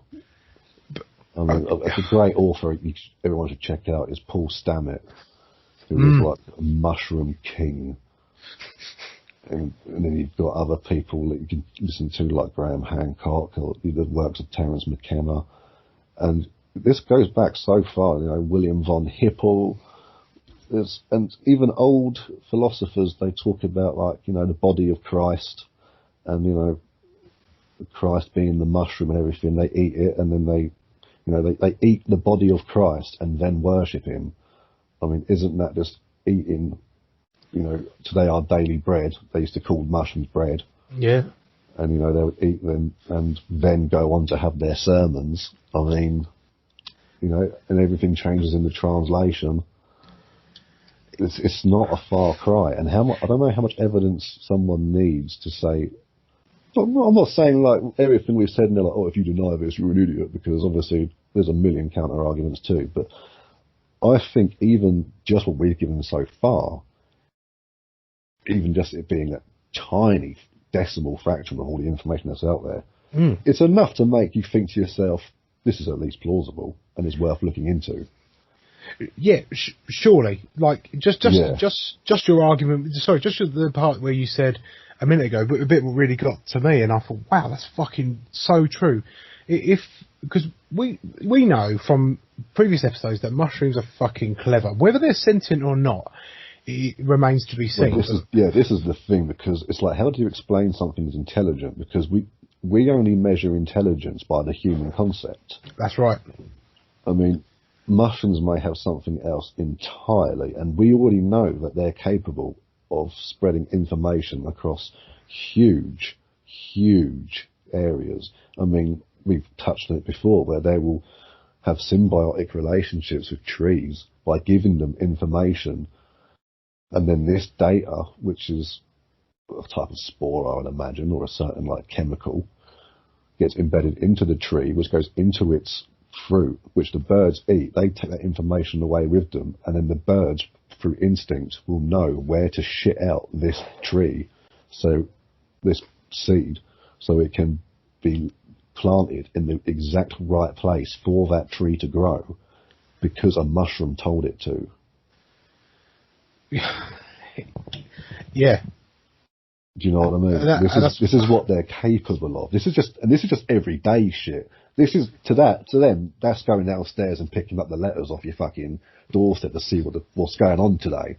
Yeah. Oh yeah, bills, a fucking Rotary one, or was my bank statement. That to us is what this is to them. This is just like, we're just fucking throwing this around. So they're capable of incredible things. It is incredible, and what you said about the mushrooms creating us, because like you say, they breathe in, they breathe in and they breathe out just like we do. And of course they need carbon, and they feed off rotting and decaying stuff, and that's how they survive. Yeah. Wet, dark. And there are over 2,600 genders, I believe, in the mushroom classes. Is there? Yeah, I mean, I know people try to make it we've got like 90 or something, but if we're being scientific, we do have just the two. But whereas with mushrooms, there are thousands. I was reading about it the other day. They've got so many different sexual genders. We can't even fathom it like our brains. I mean, there are people who totally get it, who know the maths and the chemicals, and they're like, it works. But for people like you and me, where we've always grown up with boy and girl, it's kind of like, so what do they have? And apparently it branches out really far. Yeah? Yeah, it's pretty, I mean, I think I was reading the other day as well, there is something like, they conservatively say that there's like, I think between a space of 20 years, they said there was something like 1 million to like 5 million species of mushroom. Right. But they say there's more like 10 million. Fuck. Species of mushroom and like fungi and that, and it's like, Jesus Christ. I mean, they outnumber like every other species like 200 to 1 or something ridiculous. Mm. It's not like there's 200 mushrooms per me. This means like per every single animal ever, singular. There's 200 of these mushrooms to you, so there's like fucking shitloads. It fucking blows my mind, man, because what's weird with this is because we've done simulation theory, haven't we? Where we went deep with simulation theory, and we tried to learn as much about it, and there's lots of simulation, just mushroom data. Well, Wood Wide Web. Yeah. Just because we see things as electric, well, everything's electric impulses somewhere along the line, isn't it? Mm. I don't know, man. It really is kind of crazy, and so yeah. Well, so when you think everything we've just said is literally not even a tip of the iceberg on what information is about mushrooms out there, we have to remember the people who first tried these, all they knew about them was they appeared overnight. That is it. Yeah, you've got these people with no disrespect to them, but they've got no knowledge of anything of how things work. No. We're going back, and you've got to think even the caveman times. Just think, just for a while, if you just cast your mind back to a caveman lifestyle, where your main concern is being alive and eating. That's the main thing, and then you've got to reproduce. If you're really primitive mindset, you want to get your end away, you want to eat something, and you need to sleep. That's like and drink. That's the main thing. Don't get fucking eaten by saber-toothed tigers. Yeah, and that's your concern, and for the fact that these things found these mushrooms, fungi, whatever, and it started to change the course of our history. I don't understand why it doesn't get enough airtime, and why people would listen to. Some people will hear about this podcast and say, "Oh, we're going to have a 2 or fucking 3 hour or 2 parts." I don't even know yet. You know, we could say, "Look, this is going to be massive podcast about just this." We could even revisit this again in the future if it goes well, and we would have probably so much more information that we wouldn't even duplicate anything from this one. And that's right, and we could say, look, well, you know, and if people like it, we'll get someone on who deals with it. We'll get someone on, and we'll just keep going, because, you know, I ain't finished yet. You know, there's so much to it. There's so much. So yeah, so with this, so what we're saying with the simulation theory is that it's almost like, it's very plausible, some of the stuff with simulation theory. When you think about it, you think, oh yeah, it could be a simulation. Why couldn't it be a simulation? And then people look at you and go, well, of course it's not a fucking simulation, you idiot, because, you know, this is real, this is this, and this is that. Okay. What about if it's, you know, it's all about the mushrooms, and they're going to create this ideal world for them, and we're just living it, and we're basically destroying ourselves for them. They'll still look at you like you're fucking mad. Yeah, of course they will. And it's like, well, what do you think then? What do you think your purpose on life is here for? If it's not to run the simulation, it's not to serve the mushrooms. I know that sounds fucking crazy saying it, but what are you here for? You know, you are here, and you're going to born. Yeah. You've been born, and you're going to die. You either die in a simulation. Yeah, let's not worry about the how. Let's think more about the why. Yeah, that's right. Yeah. Yeah. And then if you want to go to the how, well, see point number 1. Yeah, that's right. So yeah, well, I think we've kind of got why the mushrooms are there, but I think we should look into some more modern day stuff with it. Absolutely, yeah. Drop it on me. I'm just going I'm going to break because I need a wee. Yeah, me too.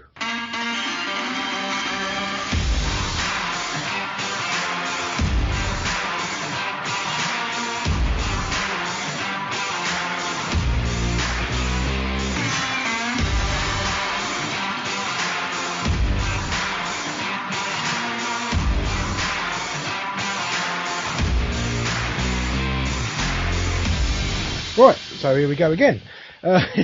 Part 2. So yeah, so where was we? We was hitting off at the modern stuff. Okay, yeah. So obviously, with what we was chatting about for the last hour and a half, it was like, okay, everything was old. Everything was how Jesus became, and how Jesus could be personified as this mushroom, and it made me start to wonder. So, what are we doing nowadays? You know, is there anything still going on? Is people, you know, any kings, queens? So I went back to 1800s, looked for psychedelic use in monarchy, in head of state, in elitist groups and stuff like that. And there's next to nothing. Next to nothing readily available, should I say. So it makes me wonder, is this a suppression of the information because we're getting more to a modern era? Yeah. Well, they wanted to keep it a secret before, and now they're sort of doing that again, which is quite sad when you think these Jews back in like 135 current events, whatever it was, hid these documents to keep them away from the Romans, and now they're pretty much controlled by the Vatican, which are the Romans. Yeah, that's it. Kind of sucks. And then like where do you go from here then? You know, which backs up why they wanted to hide them. Yeah, because they knew it would be maybe they were keeping it, so they were like, once they're gone, we can then release this to the world and everyone can have it. Maybe that's what the Romans were doing. Maybe they wanted to keep all this under an iron fist so they could keep it to themselves, their all-knowing power. And maybe it was these Essenes who were documented as being radical Jews.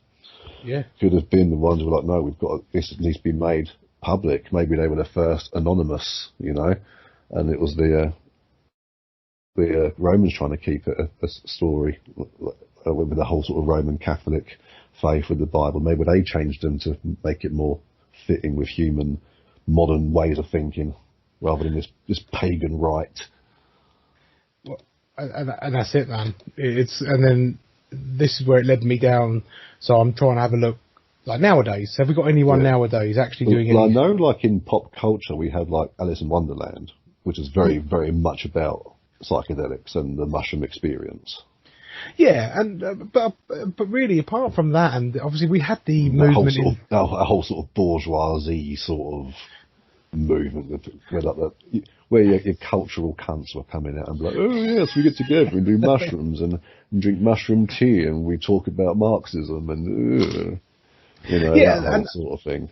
And that doesn't really help anyone it doesn't actually help progress anyone, does it? To be honest, that's what attaches the stigma.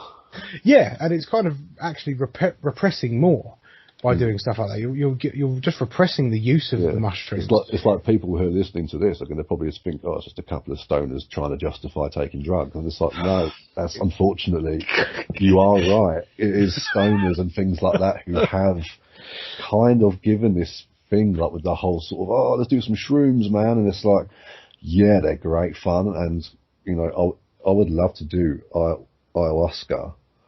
But it would have to be in the proper setting, like with the shaman and stuff. The last thing I want to do is be in a very vulnerable state around a bunch of frat bros thinking, are they going to fuck with me while I'm like this?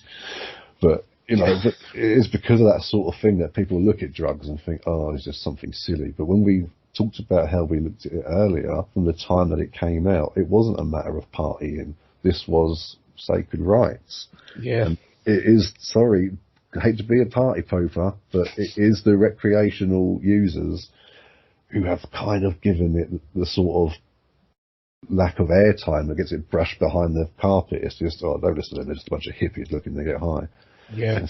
It's like, unfortunately, no, there's a lot of good history and evidence is being written off because of that. And we brought it on ourselves. We did though, and it's the same as if we're going to talk about the weed smokers as well. Weed is fantastic. Cannabis is fantastic for lots of things, especially take away the plant and the medicinal benefits. It's the fabrics you can make from it. It grows quick.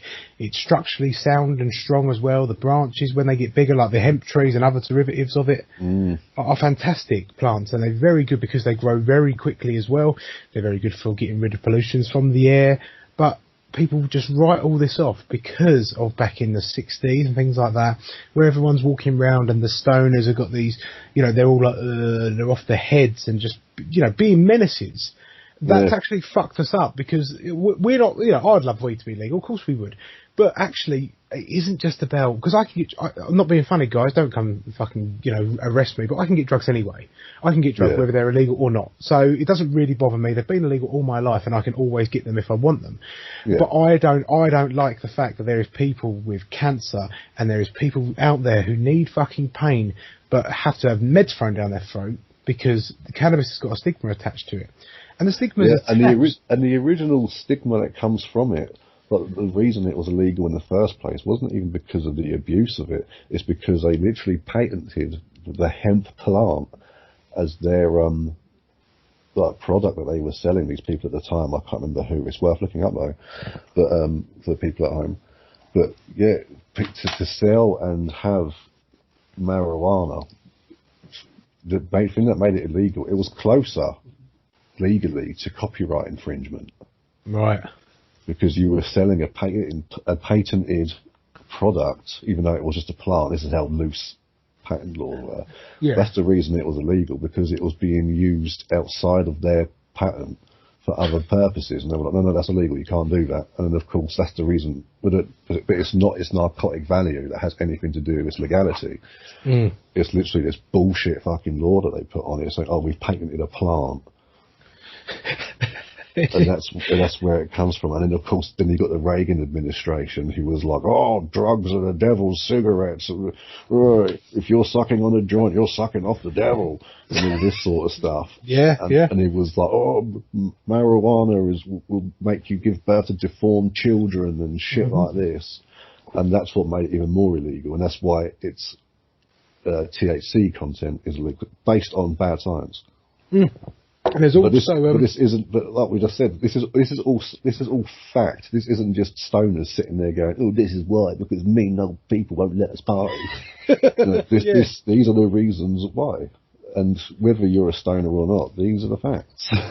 And it's also back in the 60s or 70s, the reason that marijuana then got such a bad rap after the hippies, because hippies were psychedelic rather than weed, weren't they? They were all the psychedelics. Yeah, and And when they were trying to get the fucking the cannabis and legalized things like that, obviously legalized, it was then in the 60s, 70s, because I used to know someone who was an older gentleman and he was gay, and he said that they put a thing out, and it was very like almost widely knowledge, and they put it out to lots of people, that if women smoke weed, they will be attracted to black men, and if men smoke weed, they're more likely to be gay. And the governments and people and undergrounds like papers were putting stuff out like that, because obviously back then, a woman sleeping with a black man was like, oh no, I definitely don't want my daughter doing that. Well, and there was a lot of bad science as well that was saying that if black men and white women had children, the babies would be very deformed and they would have like these very like developmental problems. Again, all bad science. Yeah. But this is the sort of propaganda they were putting out. And that's where it comes down to, okay, so you now stopped cannabis getting into into everyone's home readily available. So how this ties in with the original, because we're not sitting here trying to make weed legal, man, because that's really not what this is about. No, and the chances are we don't need to sit here saying make weed legal. It's going to happen anyway. Yeah, and the thing is, like, another thing, this is a actual, like, weed is just a plant that people can, that you can grow. It actually grows in some places naturally, Yeah. And so how can that be illegal to own or possess? It's not like you've cultivated it. You're not like you've done it. There is some places in the world where you can have it. So how I link it into my other thing is, how are mushrooms illegal? Because obviously it's because they can't make the money off it. So that then led me down to, why is there such repression with mushrooms? Because there must be some technology and benefits in what mushrooms can do. And this is where we go down another rabbit hole. When I said at the beginning of the first episode, and it was like, we're going to talk about Super Mario Jesus. Well, we're not. It goes everywhere. And this is where it comes into. And it's actually a gentleman that you spoke about and recommended me to, Paul Stamets. Stamets, is it? With an S on the end? Maybe Stamets. Yes, for Paul Stamets. He owns a company called Fungi Perfecti, family business and farm. And basically, he's growing mushrooms and crossbreeding them and things like that to actually resolve global problems like radioactive waste, global warming, oil spills, and cancer. Now, and also he's also got multiple patents on certain vaccines, which are all mushroom based, that work on a lot of things. Like I think one of them was like pox, right? Yep. Things like that. These are all done with fungi vaccinations and stuff. And he's got a few patents out on some like vaccinations at the moment. I think like a good 5 or so. It's crazy because I can see here it's he's been invited. Stamets has been invited to brainstorming sessions with people like Bill Gates, Jeff Bezos, and regardless of what you think of them as people, I mean, these are billionaires who literally run. These are the hierarchy of all the people they can go to in the world. They've gone to this guy. Yeah, and they run the fucking show. Whether your opinions of Bill Gates or Jeff Bezos or Elon Musk, they are the whales of the world in regards to currency and markets and stocks. That they are the big. And even science. Yeah, that's right, because science is all funded somewhere. Has to be funded, and obviously you got money, you could do the research. So this is where it then becomes quite a positive thing. So if people like Bill Gates, Jeff Bezos, and people with the billions are investing and looking into this, it's kind of like, so are we having another type of, not industrial revolution, but a kind of awakening as, these actually do. Another enlightenment. That's it, that's the word, yeah. Are we having an enlightenment in that respect of going, this isn't people, we're not sitting there going, wow, we can now, feel and see colours, and we can now enlighten ourselves to a higher plane. Now we're doing it with mushrooms, but not in such a psychedelic sense. But how beautiful would it be if all the powers that be came together, did this mushroom trip, like as an experiment, and we're like, you know what, this is what God is. And in all of the world united, not in a spiritual belief, but in a chemical one. So all aspects of like the paranormal, aspects of like the Bible and religion are suddenly put to the wayside as fiction, and we all agree, you know what, when we all want to do something, why don't we get together, take this mushroom with all the shamans, so it's all done right, and then we afterwards reflect on what we've learned, and then we use that message throughout the world. How the original Jesus mushroom was supposed to, when it was discovered in the days, and they went to it to have in the burning bush to get the DMT in the area, so that they could start these foundations of a civilization. These are the rules we have to live by. Don't hurt people. Don't steal.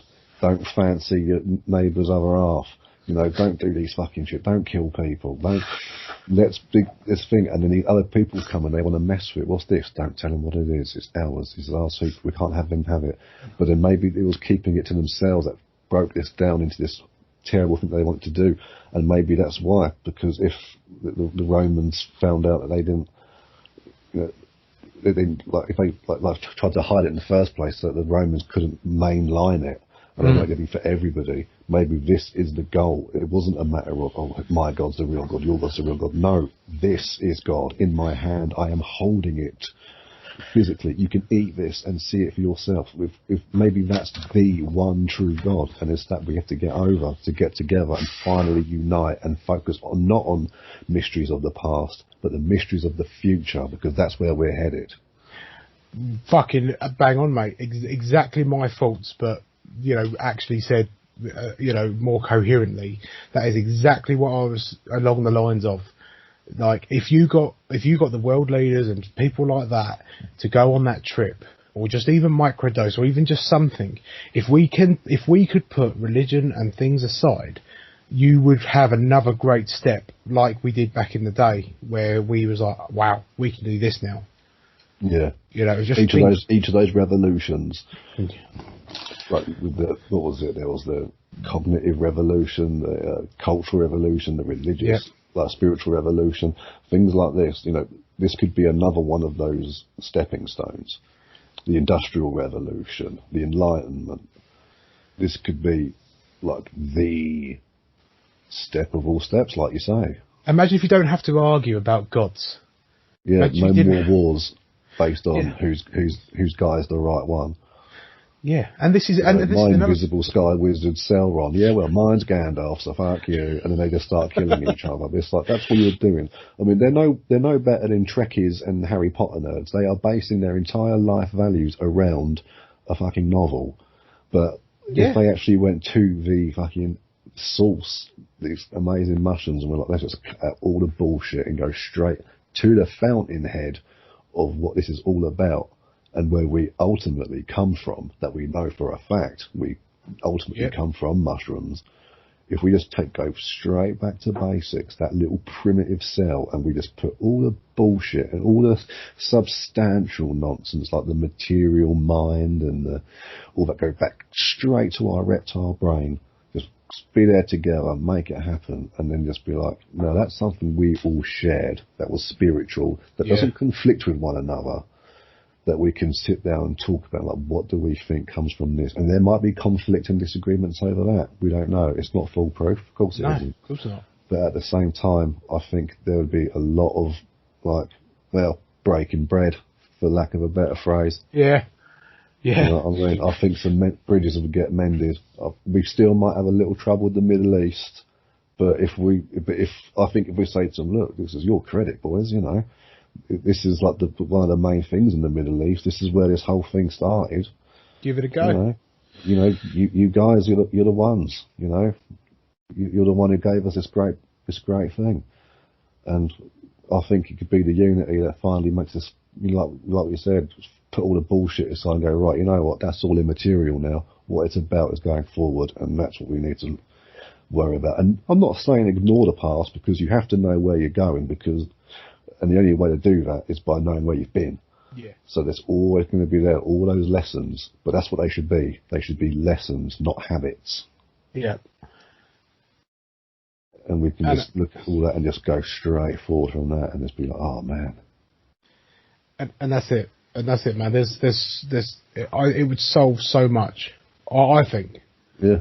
Because it needs a unity. Like you said, there needs to be a common international unity that we can't progress any further or we will progress, but we progress too slow. We know this already. You know, like even though we've moved really fast and technology moves really fast, still things like finances, big pharma, big this, big that, all hold things back. You know, if everyone worked together, that'd be cool. And you know, like if people listening, we're not just sitting there going, "Oh, make it fucking legal, man," because I don't give a fuck if I don't ever take it. You know, it doesn't need to be me taking it. It needs to be the right people using it for the right reasons. So I was saying a moment ago about like ayahuasca. I wouldn't want to take it a bunch of like rowdy frat bros. Yeah. I would want to do it in the setting with the tribe who knows what they're doing. This is something they take very, very seriously. Yeah. And it's like you've got to respect the experience as well. You can't just be like, oh, let's just fuck. I mean, you've got nothing against it. If you want to take mushrooms and party, fucking go for it. I don't give a fuck. Yeah. But for me personally, when it comes to doing something like this, because I want to go into that sort of veer of the third eye. I've tripped on stuff before, but I've never had anything profound. And I think it's because of the environment. You know, I was at house parties. I wasn't chilling out. I wasn't in my front room with a bit of Enya on and a fucking joss stick burning away, thinking, oh, let's do this with a fucking guru in the corner throwing fucking rose petals at me while fucking doing herself in with a tambourine. This wasn't going on, you know. But this is the sort of thing I want to go to, like the Amazon rainforest. I'd want to be there in that moment and be like, if we're going to do it, let's do this fucking right. Yeah, that's let's do it where it's not been brought over on a banana boat. They literally harvested this shit a couple of days ago from 6 feet away from them. Yeah. You know, I mean, and I think you do that and that's going to be something. And it's crazy, like, when I did more research into, and it's quite weird because a lot of people probably think we was going to have this second part as a kind of just follow on and we're just going to be talking about like, oh, this is this. And it actually is much more of a mass enlightenment that we could be leading to, and I hope we do. Because there's so much that, and I know, guys, honestly, we talk about fungus all the time and mushrooms, fungi and stuff because you think, because that was one of our very beginning episodes, wasn't it? And we said number 10 was going to be a big one. And honestly, we even call our fans mushroom heads.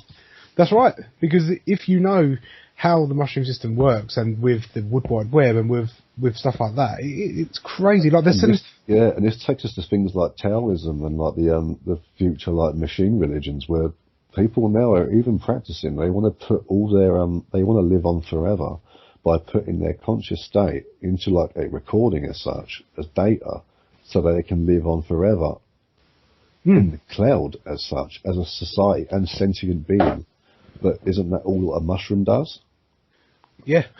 It just takes its information, puts it into this huge data bank, because a mushroom is a hive mind.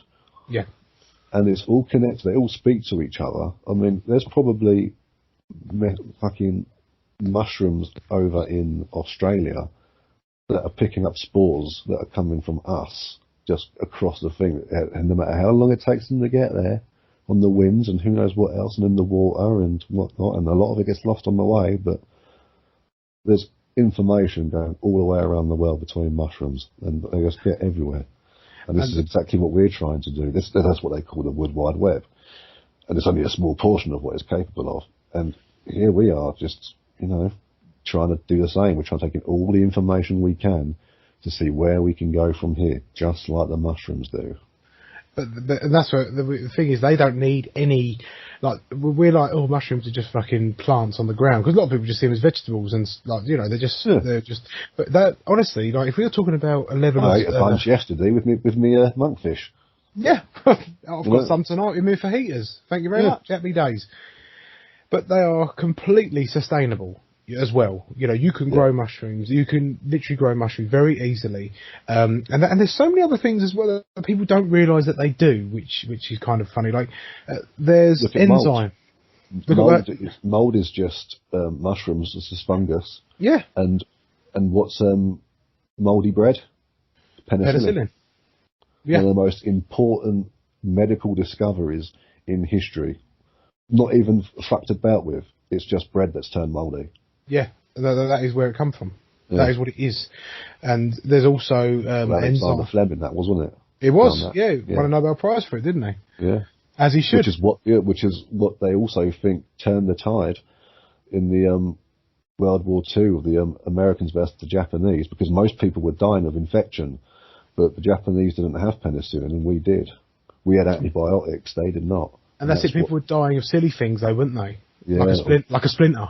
Yeah, things like that, and a lot of the old traps as well that they used to use. They would cover in their own feces, so that they wasn't there to kill people. They was there when they like punji sticks, like particularly in Vietnam as well. But these go way back through Asia for like hundreds and hundreds of years. But they would put their feces on it just so they would fall down, get stabbed, get dysentery, and die a slow, painful death. Yeah. But a lot of the time we were surviving because we had penicillin, and they were like, "What the fuck?" They just keep on coming back. And that's it. Literally, mushrooms almost won the war. I mean, it was the fucking stupid bomb they dropped. That fucking they had to get their penis out and go, "Look at this," and that caused fucking detrimental damage. But no, ultimately, if that wouldn't happen, there's a good chance something as simple as mushrooms could have won the Second World War for America. Yeah, it's true though. Yeah. And it's all reliable. You can go and look it up, guys. And there is deviation in some places, but they're pretty much the same. That's what it was. Yeah. There's another thing with the enzymes and acids inside mushrooms turn rock actually into biologically accessible minerals as well. So where rock. Yeah, but they call those like is that when it's a bio. A certain bioorganism or something like that. Oh. It's when you get oxygen molecules from geology sources rather than like fauna and flora, which is what they think a lot of the oxygen on Mars might be coming from. Right. Well, this is where I've got here is where it says it turns rock into biologically accessible minerals and unravel the long chain molecules of organic matter into digestible form. So the things like we get minerals from the water is because a mushroom has broken down the rock into and just basically unraveled the long chain molecules, for us to be able to digest it. Does that not sound like a symbiotic relationship there, almost? I'd say so. And you've got to think fungi mycelia holds soil together, which helps it retain water. That's why soil's wet, because there's fungal mycelia in it, and it makes nutrients available to the vegetation. It keeps 30% of all soil is fungus. Yeah. 30%. Those are big numbers of all soil. There's a lot of soil. Yeah, is fungus. Yeah, it is. It's everywhere. It's everywhere, and it's yeah. So that was what I was looking at, really. For cancer. It's a fungus. I'm trying to have a look see if I've got more stuff for. Allegedly, I read somewhere that cancer was a fungus.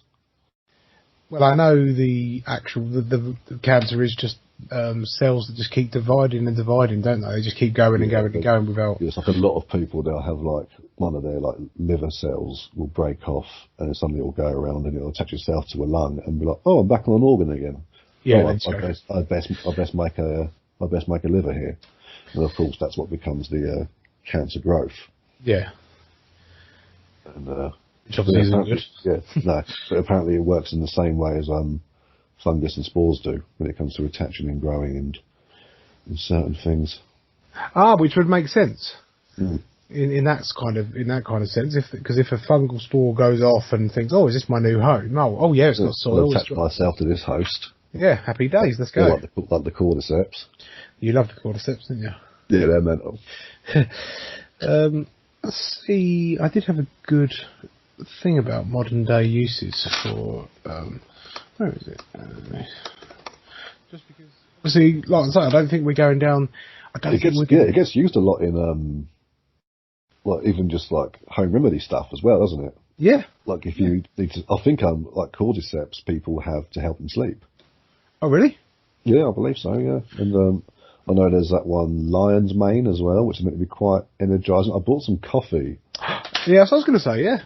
Yeah, like mushroom coffee, like a couple of years ago now, and it was really nice. I enjoyed it and everything, but apparently if you make that a part of your like daily routine, then you can get like shitloads of benefits from it.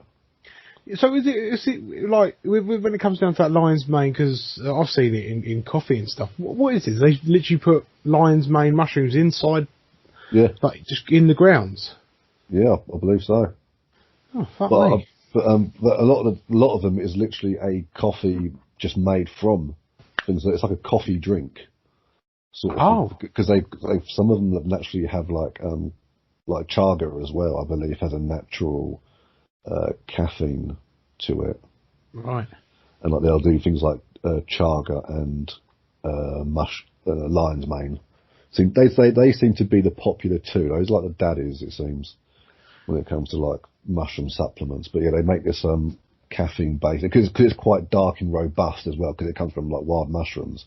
It sort of has that sort of dark roast flavour to it. So it's not actually coffee from coffee beans as such. Right. Okay. But it's like a coffee drink substitute, which is it tastes a lot like coffee. I very much enjoyed it. And but it's got a more natural caffeine rather than a chemically induced one. And Right. I think it's like something like per cup you get something like 30 milligrams of caffeine or something. It's more around the lines of like matcha tea kind of thing. So so it's not you're not getting a kick out. You're not getting a kick in the bollocks with it. Like boom, here we go. It's more like Yeah, but it's got enough there that you feel like you've had a weak coffee. So if you put like 2 sachets in, because it comes in sachets, I believe, if I remember right. You put 2 of them into 1 cup and like you do that bad boy out, then you'll have the strength of like a standard cup of coffee, if that's what you're going for. But that's not what this is ideally for. If you want a good caffeine kick, then go buy caffeine elsewhere, like at Black Insomnia or something. Yeah. But if you want something that's just good for you, that just so happens to have caffeine in it, this is what you go for. This sort of stuff. It's not there for the caffeine. It's there for the benefits. And it's good that it's coming out. It's good that more people are doing it and more people are trying stuff. Because I believe now, I know we're going everywhere, guys. We are kind of on track. But when you talk about like CBD, and it is everywhere now, isn't it? CBD is much more. People are trying it more and stuff like that. Face creams and who knows what else now. Yeah, and what that actually does, I don't know all the benefits really. Because I don't have face cream and oils and stuff like that. But the fact that people are using it and it is natural can only be a good thing in the terms of us using the organic matter that we have available on this earth, rather than making shit up and putting chemicals in shit. Load of processed shit. I mean, don't get us wrong. We're not saying that like, oh, if you ever get ill, just rely on natural stuff, because doctors are the forefront of protecting people when they're ill. And if the doctor says to you, you need this, you need it. Yeah, they have the master class. They've got state-of-the-art technology that looks after you. But if your physician says to you, it's okay to take this whilst you're having these treatments because it shows benefits,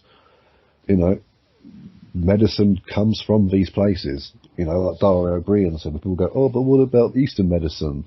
And it's like, well, yeah, there was Eastern medicine, but we took the stuff that works, and that's why it's now called medicine. Yeah. Like penicillin, that turned out to be something completely natural, and it works. They've got their stamp of approval on it. But it also doesn't mean penicillin can be the be-all and end-all either. I mean, I know you're not saying this, but we just want to make it clear to everybody at home that, we're not saying, oh, don't listen to doctors, you just get from nature. No, listen to your doctors. No, yeah. But if you do want some extra benefit, like supplements, there's stuff between all the other stuff that obviously check with your physician before you can take any of this stuff, because you might be on a medication that has its own mushrooms in it that these ones might interfere with. Yeah. They get used so often, but when you've got like these other supplements and stuff, like there's some of these lion manes and like chagas and stuff. There's a whole bunch of them. I can't remember all of them, but those two seem to be the top daddies. But they seem to have like all these like amazing benefits that a lot of people pay through the nose for, just to sort of get them in just as separate capsules and stuff. Like you see some of these like BCAA capsules, and they're like, oh, £40 a tub, and there's like 10 in there. And it's like, but you're getting about as much as like these benefits, but just that benefit. You're paying £40 for one benefit that may work if you use it in long term. But then you take some of these like natural, like mushroom and like teas and stuff like that, Yeah. And it's like, well, you get everything that was in those £40 fucking pills, but times 10 plus this and this and this and this and this, and that's just in one cup in a pack of 10 sachets. You know what I mean? And these things you don't have to take daily. You can do them once a week if you want. They're that good for you. You know? Yeah. And it's like, and guess what you're not paying for? The packaging, the chemicals, the advertising, and the fucking, and what they do before they go, oh, doctor, this person says that it's absolutely good for you. And it's like, yeah, doctor, whoever this person is, also has a rap sheet as long as your arm for taking money under the table. They're saying this is also good for you, and that's also good for you. I mean, Dr. Batty, he was notorious for it. Well, yeah, he blew smoke up arses, didn't he? Yeah, and he was putting out cigarettes that said they cured asthma and throat diseases. Oh, thank God. Yeah, and you know, as long as you was over 6, you could have as many as you wanted. That's true. Yeah, you know, and I'm not saying all doctors are swindlers, but some of them are. And a lot of these doctors you see, but it's Dr. Joe Blogg's fucking Saint Margarita from fucking who knows where else said this. That that's really good. You just Google that name, because every now and then you get a few things come up like, oh, this guy also said this and this. Oh, okay. But a lot of people don't do that. They just see it as face value, photo of the doctor next to it. Well, they can't be lying. That's false advertisement. And you're right, they're not lying. That person is a doctor, but he ain't a very good one. It's like the big pharma companies as well, isn't it? Which I certainly won't name because we will get banned tomorrow. You know, like some of the most notorious companies that are doing all the world's good right now in the world have the worst history ever. Yeah. For literally poisoning people and, you know, testing and all sorts on people and it going horribly wrong. And it's like, now, like we say, guys, we're not saying don't use big pharma, don't use, because you fucking should. There is scientists there, and there is good in the world. But remember, there's also all your politics aside, when it comes to health, these are the people you want to go to.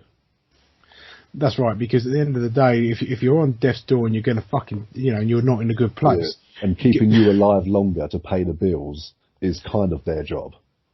Yeah, that's right. And you know, and people go, oh, they don't care if you live or die. No, they do care if you live or die, because those monthly insurance policies you're paying are paying for them to live. They want you to be alive as long as possible. Yeah, it's in their best interest for you to be alive. Get that myth of let's kill off all the people. You know, that thing that they've got going. It's like, you know, they're called the government. They want to govern people. That's the whole point, is to govern. If there's nothing to govern, then they have no power. You know, and this no is money. the thing. Yeah, they want you to stay alive as long as possible because you can keep paying and paying and paying. As sinister as that sounds, it's the ugly truth, which is why their medical stuff is so fucking good. And it's why it can keep you alive. It's why we're curing all these cancers and stuff.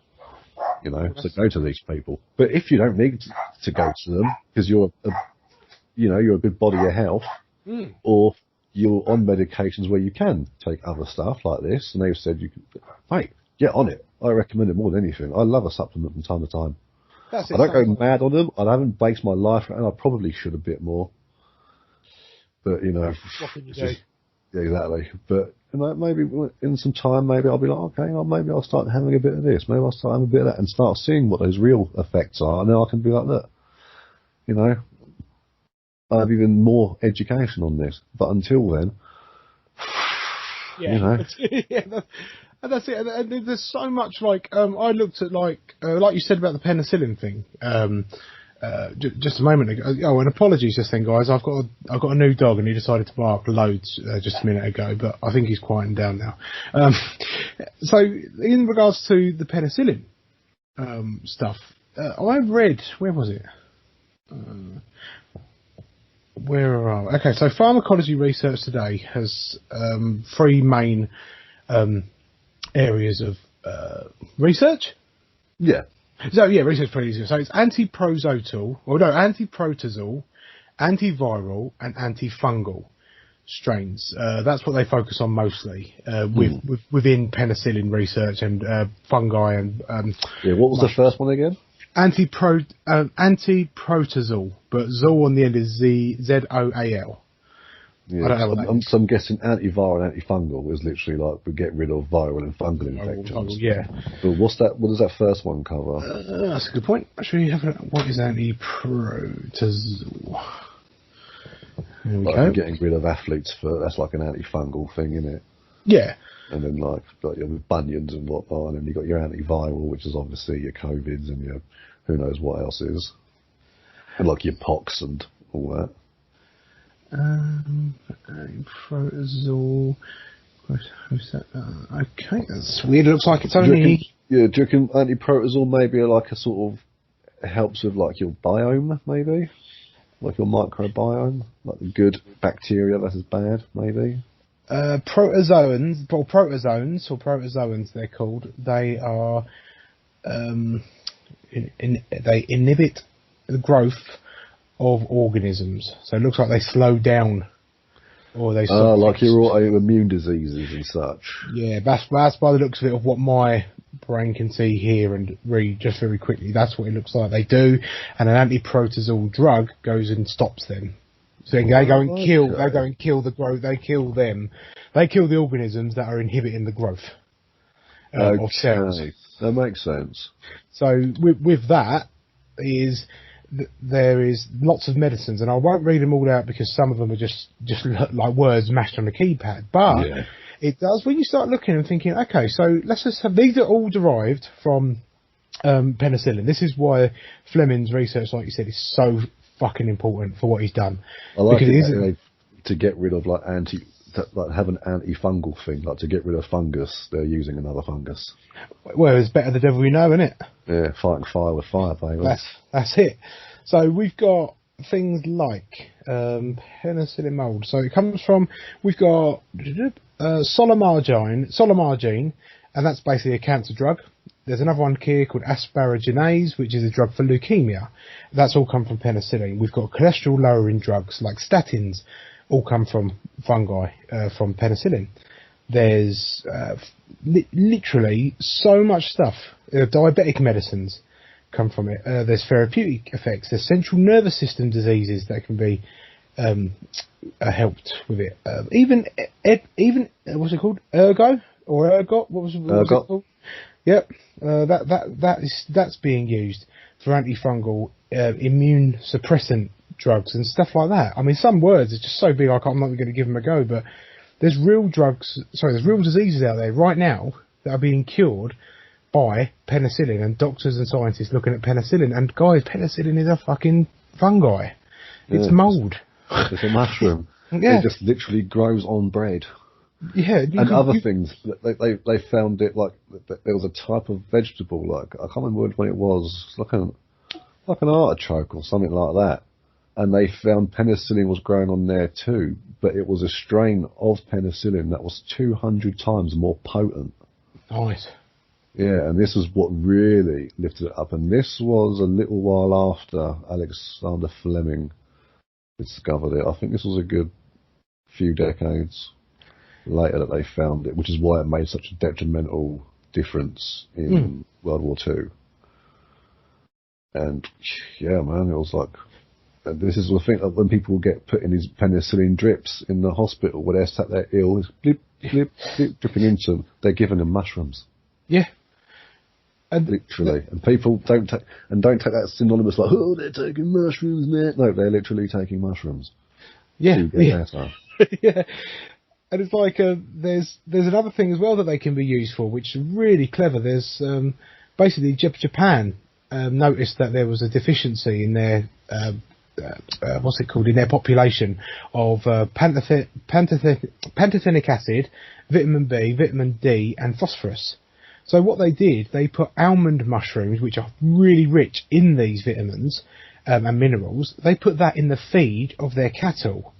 So when the people ate the beef and the livestock, they were getting their vitamin B and D and phosphorus and all their vitamins that they needed through eating meat. Insane. And it's just like, I don't understand the benefit for that, because they could have obviously monetized off it by selling it. But it's like, that's clever as fuck, man. That is clever. It's just. Well, another one of the things in Japan that was on a Joe Rogan episode with that Paul Stamets guy was saying about they made a replica of the Tokyo subway system. Right. and they put, like, somewhere in the centre or something, a mushroom. I can't remember which one it is. But then they would put, like, oats around certain places, like where certain stops would be on this replica of this underground subway station. Mm. And they would literally go in the... watch it. After it would explore and stuff first, obviously. It doesn't know where it's going. It's not psychic. Mm. But after going exploratory stuff and getting to the oats and like devouring them and fueling themselves on, it actually worked out a system that made the underground subway system so much more in order and organised. That they were like, why don't we just model our subway system and what this is doing? And now it's like the best they've ever had it. Because a mushroom learnt going through these tunnels and stuff to get to where it needed to go. Because they always put it in the same places, these oats, because of like the subway stops. They don't move. Mm. But they worked out, and it just figured out this way of getting to it more, these places more efficiently by taking these certain routes. And that's what they ended up modelling it on. It sounds like a miracle. It's hard to call it anything, but like it sounds like an incredible thing, doesn't it? Mushrooms that just don't get enough credit for everything they do. For everything they do, it's just crazy. And you can type in Super Mario knows the score. That's right. Yeah, you know I've seen that with the actual mushroom that makes you have the hallucinations that things are smaller or bigger than they are is red and white, isn't it? It's red with a white, red cat. It's not the red cat, that's fucking poisonous. Yeah, it's like the old red toadstool, isn't it, with the little white circles on it. And there's a green, and with the green one, there is that's all relevant to one that can make you feel better and wellness. And there's a purple one in it that can kill you in Mario, isn't there? And there's all sorts of things like. Insane. It's everywhere. They've put it everywhere. But what's amazing about mushrooms as well is that, as good for you as they can be, they can also fucking straight up kill you. Yeah. That's right. the thing. And it's like, well, maybe those mushrooms aren't for you, matey. Maybe they're for another animal to have enlightenment with. Well, fuck. I didn't think of that, but you're right. Yeah, not edible for you, mister. This isn't for you. This is the animal spirit world over here. But they've got their own thing going. But poisonous mushrooms very rarely make you ill. They will just fucking kill you. You know, straight up. You don't get many people going, I ate a mushroom in a field, I felt really bad. You eat one and you either are fine and you have a bit of a bellyache probably because it's brought on because you're worrying and you think, oh my God, I'm going to die. Or you actually just die. You don't get you're not like in hospital.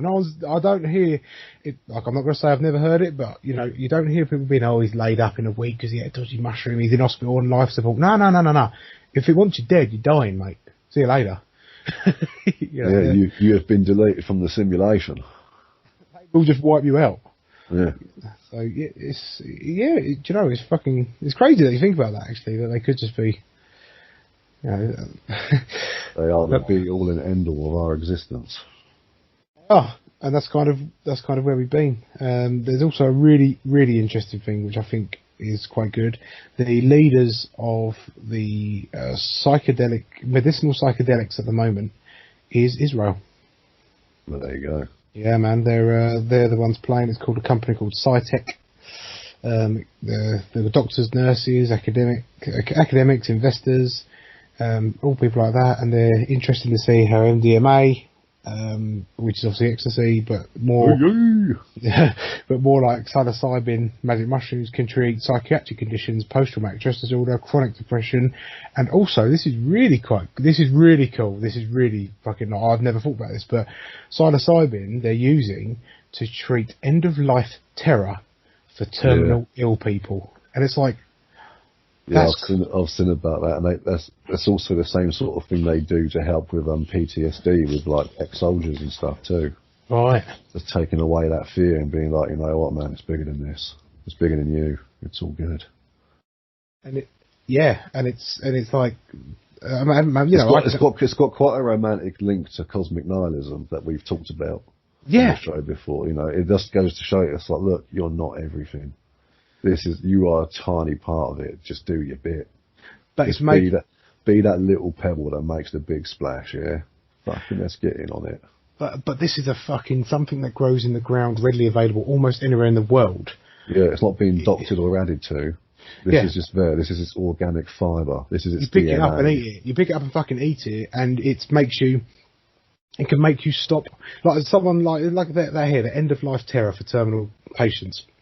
I mean, if you had a family and all that, and you were fucking gonna die, and you're shitting yourself, and say you're scared of death and all of that, I can't think of anything worse if you was just panicking and thinking, I am going to die. What am I going to do?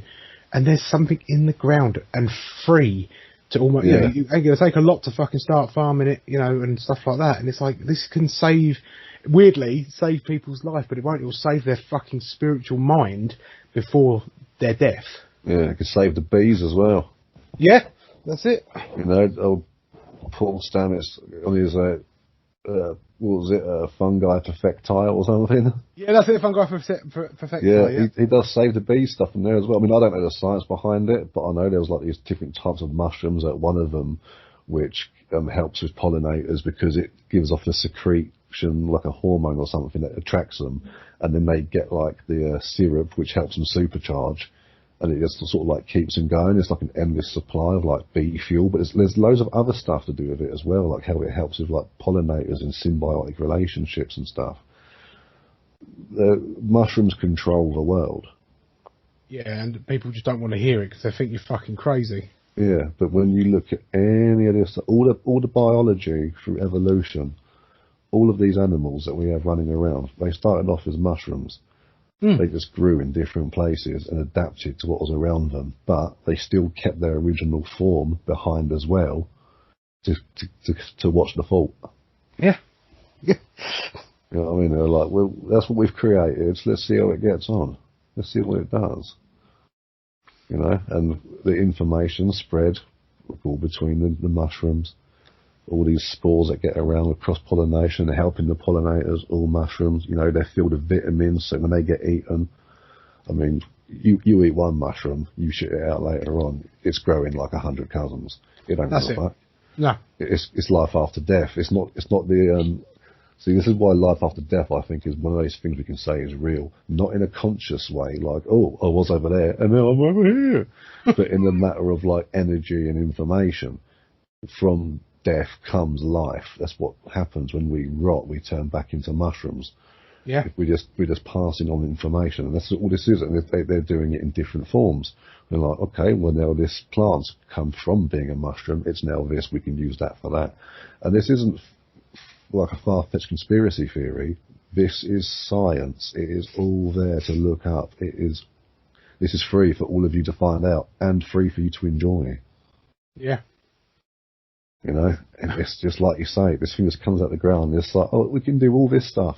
It's like the basis of most of our medicines. Mm-hmm. It's the basis, it's for like, particularly as far as nutrition is concerned. I mean, it's got all these vitamins in it. I mean, a lot of these vegans live off of mushrooms.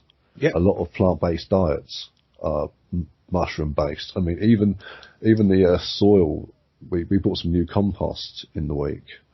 And that's peat-free Koya compost, which is made from mushrooms. It is just everywhere. And when there's mould, and that, like, oh, a bit of black mould there, mushrooms taking over. Yeah. That's what they're there for. And if you breathe in too much black mould, you die. But then what happens? You turn into more mushrooms. That's them actually living their best life cycle. Life cycle, isn't it? Yeah. Yeah. So, yeah, and so that's where I was, and that's where I am with the, you know, the mushroom world. It feels like we need this great awakening to happen. Yeah, because there is a lot more to reality than what we can see of it. Oh yeah, sure. Yeah. Yeah, don't let too much reality bleed in and be like, oh, it can't be that because of this and the other, because there are things to reality that we haven't even touched on. And a lot of people have. You know, there's a lot of these scientists, they know a hell of a lot more about reality than others. And these are the people we're going to get this information. And everything you've learnt in school, and anything, you go to any of these like science books and stuff, you'll be hard pressed to find one that ain't got some sort of mushroom even reference in it. I mean, I've got books on space where they talk about mushroom behaviour.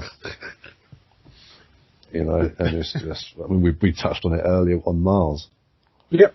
You know, this is, if there's any life on Mars, chances are it's going to be fungal based. I mean, just look at the snotites. Yep. Yeah. We talked about them, those things that fucking come out of sulfuric acid, these things live from. You know, something that would melt any other cunt. Well, these ones are like, push me. They're hard, don't give a fuck. What, inhospitable? Sure, tell that to a mushroom. They'll be straight in. They've even got like mushroom fossils around like volcanoes and stuff. There are like extreme heat like mushrooms.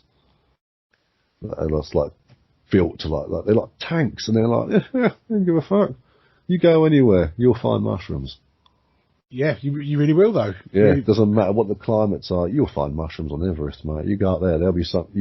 You turn a rock over, there's moss underneath it. There's a mushroom right there. That's it. You leave food somewhere, and there's mould on it. That's you know. Can't escape them. They're everywhere. No matter how high up in the air you are. Yeah, they'll still be there. That bread will still go mouldy. Well, yeah, that's it. It's crazy, man. And so that's kind of where I kind of draw the close, because we're now in modern day with it. Yeah, and there's still these, and when we've put, like we said earlier, we touched on a couple of times, this is just the information two stoner idiots from Kent have. This doesn't even touch on how much info and science is out there for you to find for yourselves. And when you think how little we know about it with what we've just told you, when you go back those thousands of years when they knew nothing and they were doing this on the regular, that's going to change your genetic fibre, isn't it? It's got to. It's detrimental. It's got to be where, like, you know, some of the huge spikes come from. I mean, and if anybody out there has theories to throw at us, or like little facts that we've got wrong or whatever, and they want to say, actually, you're wrong about this, that, and the other, and here's why I don't think stoned ape and Jesus mushroom is real, show us your stuff. We're not just chasing this one because we want this to be right. This is just something that we've got enough evidence to sit there and say, there is definitely something to this. That's how evidence works. Yeah. But if you show me the otherwise, but actually this is why that's wrong, then we'll say, okay, mushroom theory is bollocks. But until then, I'm going to take some convincing. Like you said at the beginning, like, how much evidence do you need to and that's like, people have been put on death row for less than what we've put out today. And that's it. And I'm not saying that I believe that Jesus was a mushroom or whatever, but I am absolutely... I totally do at this point. Yeah, well, that's it. I can absolutely see how the trips and how the things like that could be documented, keep it away. When you put in as well, like we touched on the history and the politics as well of why this wouldn't be a mainstream thing to get out and very taboo and something, you know. There's a lot of angles to it. Like with anything, not everything's black and white. These things don't happen in a vacuum, which is why we tried to get as much information as we could, and we still didn't even touch on 1% of it. No, this has been like literally the most condensed version that we could fathom, because we just haven't got the mental capacity. We managed to sit in science, history, religion, just politics, all of that. You know, not current politics, obviously we don't do any of that shit, but but just around this, so you're getting evidence not just from one silly source. We've branched out. We have gone like rhizome, mate. We're like micellular mats. We're just spreading and soaking up information. But that's where it is different from lots of other things. I'm not shitting on anyone else's information at all, but when I've been doing my research for this, you go onto something and they'll just tell you this is what happened back in the day, but they won't tell you about the kind of psychology behind keeping everyone in control. They need to be They need to keep suppressing people. They need to have people quiet. They don't want people to try this because of this. And it's And only there's a reason the Vatican bought out the Sacred Mushroom and the Cross when it came out. Yeah, and why did they? Why would they want to hide that from everybody? If they just thought it was pish posh, all they'd have to do is just say to their strict followers, like, don't listen to that, it's bollocks. And all of them would go, okay, Pope said so, it's bollocks. But no, he didn't want it in existence. Yeah, and when did that come out? Sacred Mushroom was 1970. Yeah. And it's like, but Allegro didn't just do the one book, you know, like he was a lecturer and author, and he's credited on so many things like Dead Sea Scrolls 1956, The People of the Dead Sea Scrolls, The Treasure of the Copper Scroll, Searching the Desert, Sacred Mushroom and the Cross, as we know about, End of the Road. The Treasure of the Copper Scroll, that'll be something I touched on in part 1, about the treasure map. Oh yeah, engraved into metal. Something to look into more there, people. Again, Mr. Allegra, that beautiful British name. Doing his bit. And then we got The Chosen People, 71, Lost Gods, 77, The Dead Sea Scrolls and the Christian Myth, 1979, All Manner of Men, and then Physician, Heal Thyself. You know, this guy wasn't fucking stupid. Yeah. But of all of those books they banned, it was the one that focused on the mushrooms. Yeah, and that's it. It was only I think it was only the new edition came out only within the last 20 years. Let's have a look. Obviously, when it was and the Cross. So it's readily to buy again. It's available for people to purchase. I think it's on like eBay and Amazon and stuff like that. Yeah. But the original one, which was like the original hardback, I think, eventually you could only get it second-hand because the Vatican just straight up bought it out and was like, well, the Catholic Church did. We keep saying the Vatican, but I think it was the Vatican. Yeah, it's always the Vatican. Yeah, you know it's going to be. Yeah, I can see it keeps coming up banned, and it was bought out, and it was stuff like this. But I can't. It doesn't tell me who it is. Unfortunately, like when I read it, I'm sure it was the Vatican that took it. Yeah, so that's kind of it, guys. I was going to touch on there's another thing, the Santa Claus mushroom, but that's kind of all the same. It's all wrapped in the same thing, really. It's more of a sounds good, but it's not really that interesting. It's just more theories, but yeah, that was episode 10, guys. I think. Yeah. So I mean, it's going to be a lot to digest. If you liked it, let us know, because we love doing the research. Yeah, don't fucking tell us. just pretend and let us get on with it. Just tell us what we want to fucking hear, all right? Yeah. Tell us what we want. Tell us what we want to hear. What I'll do is, if you don't fucking listen to the second one, then I know the fucking first one was crap.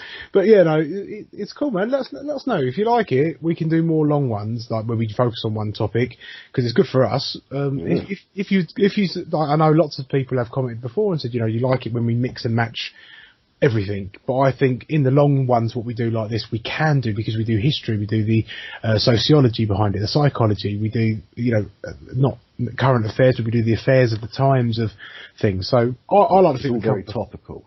Yeah, I like to think we've kept it all interesting for you. So yeah, guys, that's going to be me signing out. Absolutely. So yeah, on that note, do we have an animal fact we can throw at them? Oh, what, you want to keep an animal somewhere? We've got to throw an animal fact at them, haven't we? I mean, let's have a look. I haven't got anything to the top on top of my head though.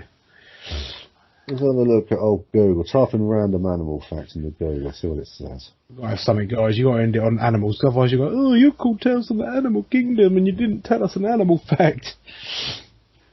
Even though we are animals. Or are we? Well, mushrooms, mate. Mushrooms. Where all the animals come from. Butterflies can taste with their feet. That makes sense, because they got to prod the flower, haven't they, before they land on it. It says here, owls don't have eyeballs. What? Sorry. Oh no, come on. Oh no, they've got discs, haven't they? They're completely stationary. That's why they can turn their heads all the way around, and they can focus inward, because their eyes don't move independently. They're literally fixed. Oh, nice. Yeah, and they can just like. Voo. And koalas never drink water. Their name actually means no water. Oh, well, they don't feed it water then. Yep, if anybody at home's got a koala, doesn't need water, straight up beer, man. Octopuses. Go on. Yeah, and is one more for everybody. There's a mole can dig a tunnel 300 feet long in just one night. Jesus Christ. And to end it on a fact about the human brain, it operates at about 15 watts. Well, there you go. We're almost a light bulb. Yeah, that's it. So yeah, guys, I can't tell you what's going to be on next week yet, but until then, have a good one. Rest in peace, DMX. Deuces. Laters.